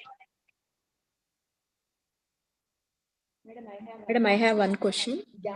Janaki, madam, what are the foods to be added for PCOD patients other than balanced diet? See, for PCOD patients, the primary need is to maintain the body composition. Many of them, ideal weight kana ideal body composition important. Okay. And many people of late, because of the social media promotion, saying that this is good for PCOS, that is good for PCOS. They go by different, because these are all youngsters, they use multiple different styles of diet, which I do not recommend. The one thing which I can suggest you is flaxseed, regular use of one component ante that is missing untundi kabatti adi cheppagaluguttanu. కానీ నా అంటే 20 years of ప్రాక్టీస్లో నేను చూసింది ఏంటంటే PCOS అనేది ఒక continuous situation. అంటే అందుకనే నేను చెప్పాను ప్రీ కన్సెప్షన్ చాలా ఇంపార్టెంట్. ఇన్ యూటరో ఆ ప్రాబ్లంకి రూట్ పడింది ప్రెగ్నెన్సీ టైంలో. ఓకే, కాబట్టి నెక్స్ట్ జనరేషన్కి మళ్ళీ ఆ ప్రాబ్లం రాకూడదు అని అంటే ఈ పర్టికులర్ టైంలో వాళ్ళు బ్యాలెన్స్ డైట్ తీసుకుంటూ యాక్టివ్ లైఫ్ స్టైల్ మెయింటైన్ చేయాలి. ఈ ఒక్కటి తింటే పీసీఓస్ పోతుంది అని నేను ఎప్పటికీ చెప్పలేనండి. అసలు అట్లాంటి మెడిసిన్ అంటూ రాదు కూడా, ఇది తీసుకుంటే పీసీఓస్ పోతుందని. Because it is to do with the structure, it is to do with so many different systems in the body. So stress management దగ్గర నుంచి, ఫిజికల్ యాక్టివిటీ దగ్గర నుంచి, అప్రోప్రియేట్ న్యూట్రియంట్స్, ఇవన్నీ important పీసీఓస్కి.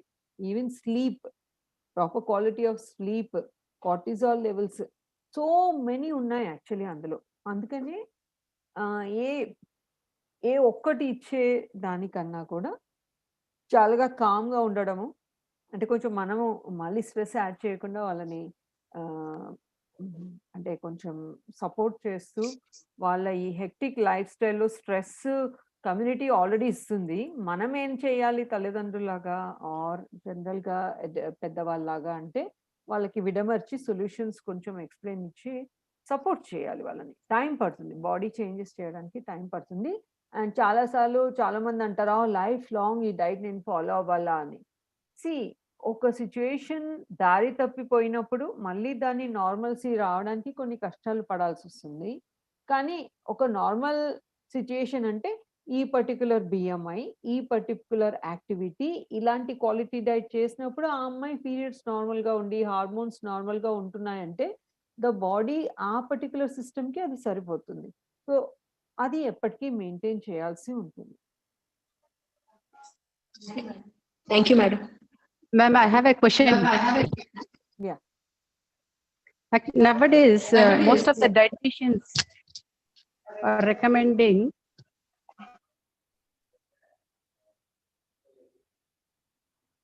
Not able to hear. I'm not able to hear you. మీది muted ఉంది మీ phone, unmute చేయండి. చేశాను. Most of the dietitians nowadays are recommending not to have the fruit after 12 noon because it causes the raise of the blood sugar levels. Is it true? Okay, fruits అంటే చూడండి, కామన్గా మనం తినేవి అరటిపండు, Apple, అంటే కామన్గా దొరికేవి, గ్రేప్స్. సో అంటే బ్లాంకెట్ రూల్స్ ఏమి ఉండవు. పపాయా, బ్లాంకెట్ రూల్స్ ఏమి ఉండవు. అసలు నేనైతే అసలు డైట్ షీటే ఇవ్వను నేను. I don't use the term, I don't like to use diet sheets, diet plans. నేను ఇప్పుడు డైట్ కౌన్సిలింగ్ చేస్తాను ఫస్ట్. ఎందుకంటే ఆ వ్యక్తి సిచ్యువేషన్ ఏంటి, వాళ్ళ ఇంట్లో ఏం చేస్తారు, ఆమెకు ఆల్రెడీ ఏం అలవాటు ఉంది, అది ఖచ్చితంగా నేను చూస్తాను. చూసి ఓకే నేను ఫ్రూట్ ఇస్తే మేబీ ఆమెను ఒక అరకప్పు ఆర్ రైస్ తక్కువ తినమంటాను, ఆర్ దాల్ తీసేస్తాను, మీల్ మేకర్ పెడతాను, అలా మిక్స్ అండ్ మ్యాచెస్ చేస్తాను.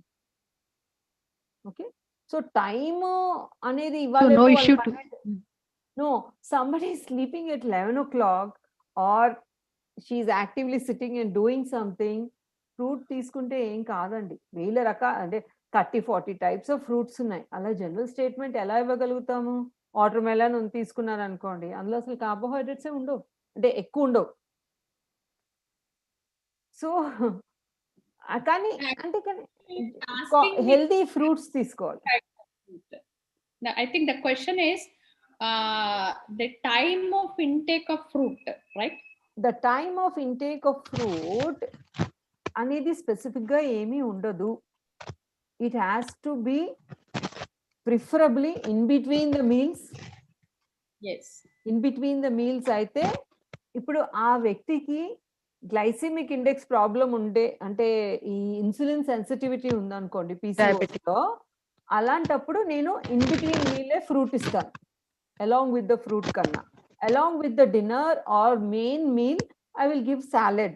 A tomato slices, a kira slices, a lime juice istanu to enhance iron absorption. Fiber provide cheyadaniki. Fruit ni maddelo pedtanu. In between the meals. Ante kani 7 tarvata tinali atla emi undadandi.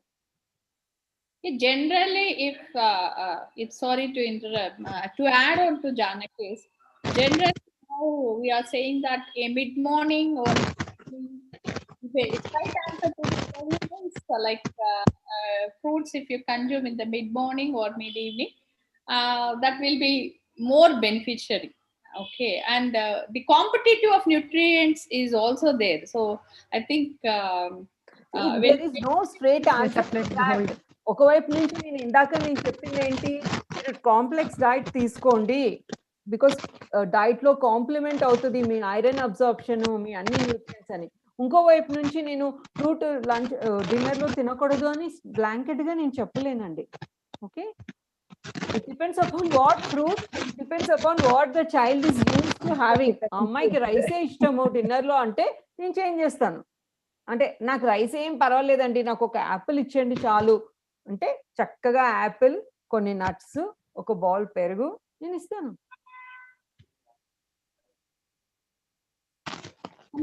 Some people. One more question. Yeah. How?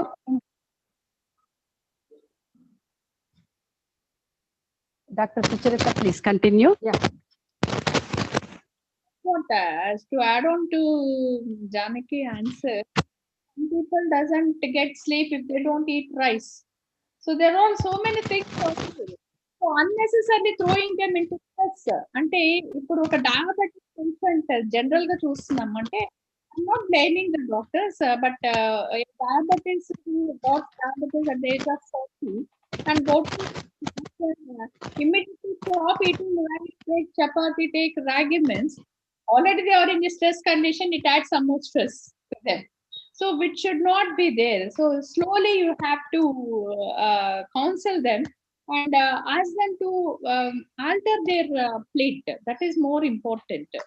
What type of carbohydrate you are taking, what type of diet you are following for all these days, and suddenly shifting and is also not correct, because your system is used for a dietary style, and today you got some disease and don't jump immediately into the another type of foods which may cause some more stress to your body, and the body also throws into a problem like that. So slowly you have to make your wide choice of foods. That is very, very important. Thank you. Next question is how to improve the pre and probiotics in a common man's diet.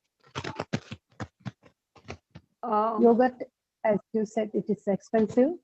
It may not fit into the budget of a common man. But apart from yogurt, what are the sources from where we can get pre and probiotics? All whole grains, actually all whole grains. Okay, and things like garlic, onion. Okay, this will help in అంటే prebiotics probiotics లో difference ఏంటంటే yoghurt costly అని అనుకున్నప్పుడు మనకు already పాత అలవాట్లు ఏదైతే అంబలి ఉందో it's a very good option. Okay, and మేము రీసెంట్ గా ఒక బుక్ చాప్టర్ రాసాము, అందులో చూసాను నేను రాగి సంగటి ఇవన్నీ కూడా ఫర్మెంట్ చేసి తీసుకునే అలవాటు ఉన్నాయి కదా, ఐ థింక్ కోటి నీళ్ళు అంటారు. సో ఇలా సజ్జపిండి, రాగి పిండి మీరు సంకటి లాగా చేసుకున్న Java you can ferment it, మీరు రాత్రి కలిపి పెట్టుకుని మార్నింగ్ తీసి you can ferment it, and fermentation is a very good option for ensuring healthy prebiotic intake. For a common. What about the curd, madam? Curd, yeah, of course. Curd, ade meer yogurt annarani cheptunanu. See andi purified prebiotic kavali meeku ante you have to go for all these omega 3 yogurts. But homemade curd is what I trust always.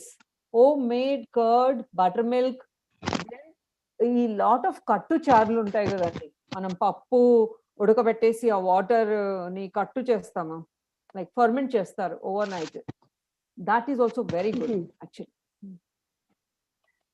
And fermented batters, ma'am? Fermented batters also very, of course, idli, all our idli, dosa, everything, provided ante you have to cook them properly. I always provide ante thank you, ma'am. Water and all should be followed. And now I request Dr. Kumari madam to take the program forward.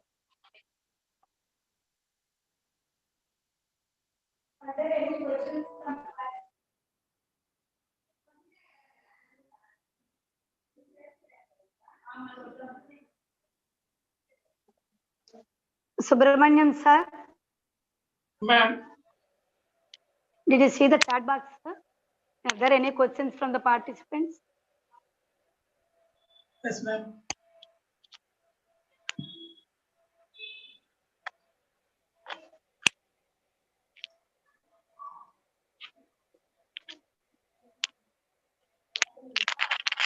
Shall we go on to the next session? Move to next session, ma'am. Okay. Thank you, Swarlata. You gave very good feedback about all the speakers and also handled the questions effectively. And the usual questions which will arise in day-to-day life with regard to cereals, pulses, and fruits and vegetables, and also this fermentation process also. So thank you once again. Now, I welcome Dr. V. Lakshmi to present vote of thanks for the webinar. Lakshmi, take over the session.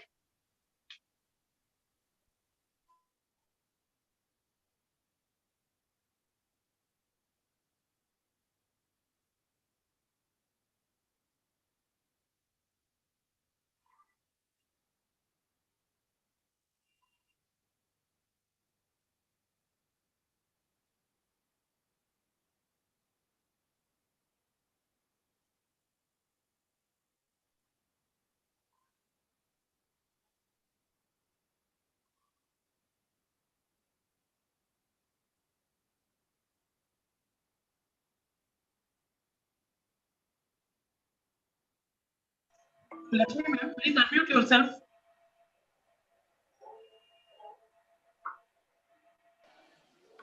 Okay, ma'am. Continue. Okay.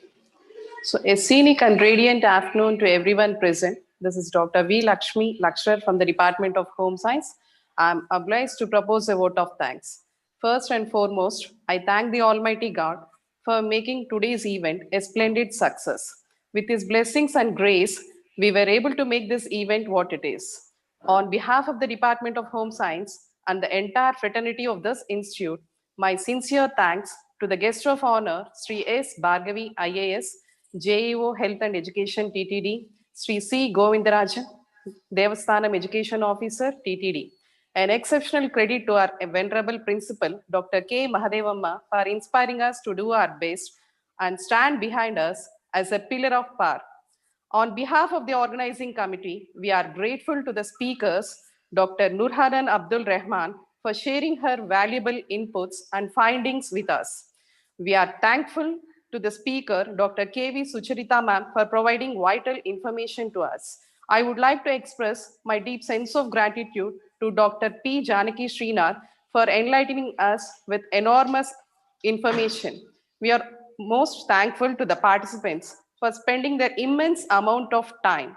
I extend my appreciation to the convener, Dr. P. Kumari, HOD, Department of Home Science, and the organizing committee members, Dr. G. Srivani, Dr. G. Nagamani, Mrs. T. Swarnalata Devi, and Mrs. T. Sangeeta for their fruitful effort in conducting this international webinar.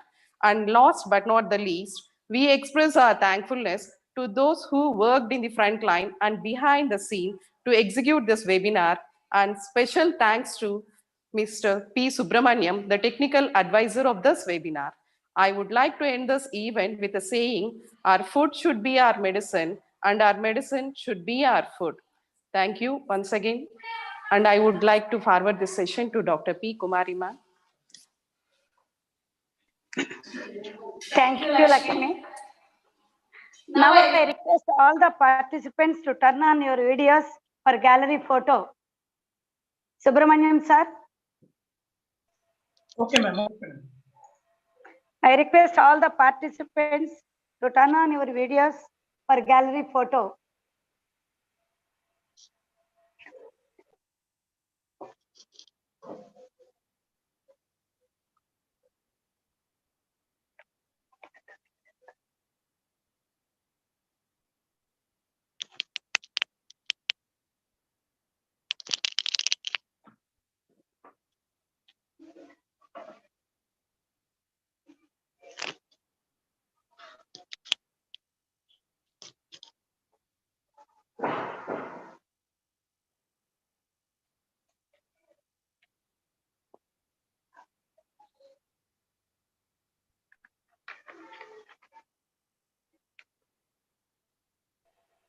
Done, ma'am.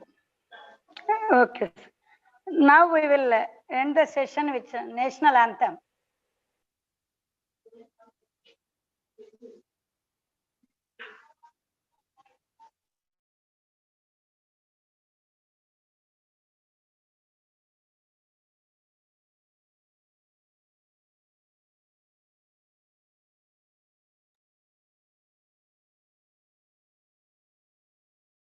जनगण मन अधिनायक जय हे भारत भाग्य विधाता पंजाब सिंध गुजरात मराठा द्राविड उत्कल बंगा विंध्य हिमाचल यमुना गंगा उच्चल जलधि तरंगा तव शुभ नामे जागे तव शुभ आशीष मागे गाहे तव जय गाथा जन गण मंगलदायक जय हे भारत भाग्य विधाता जय हे जय हे जय हे जय जय जय जय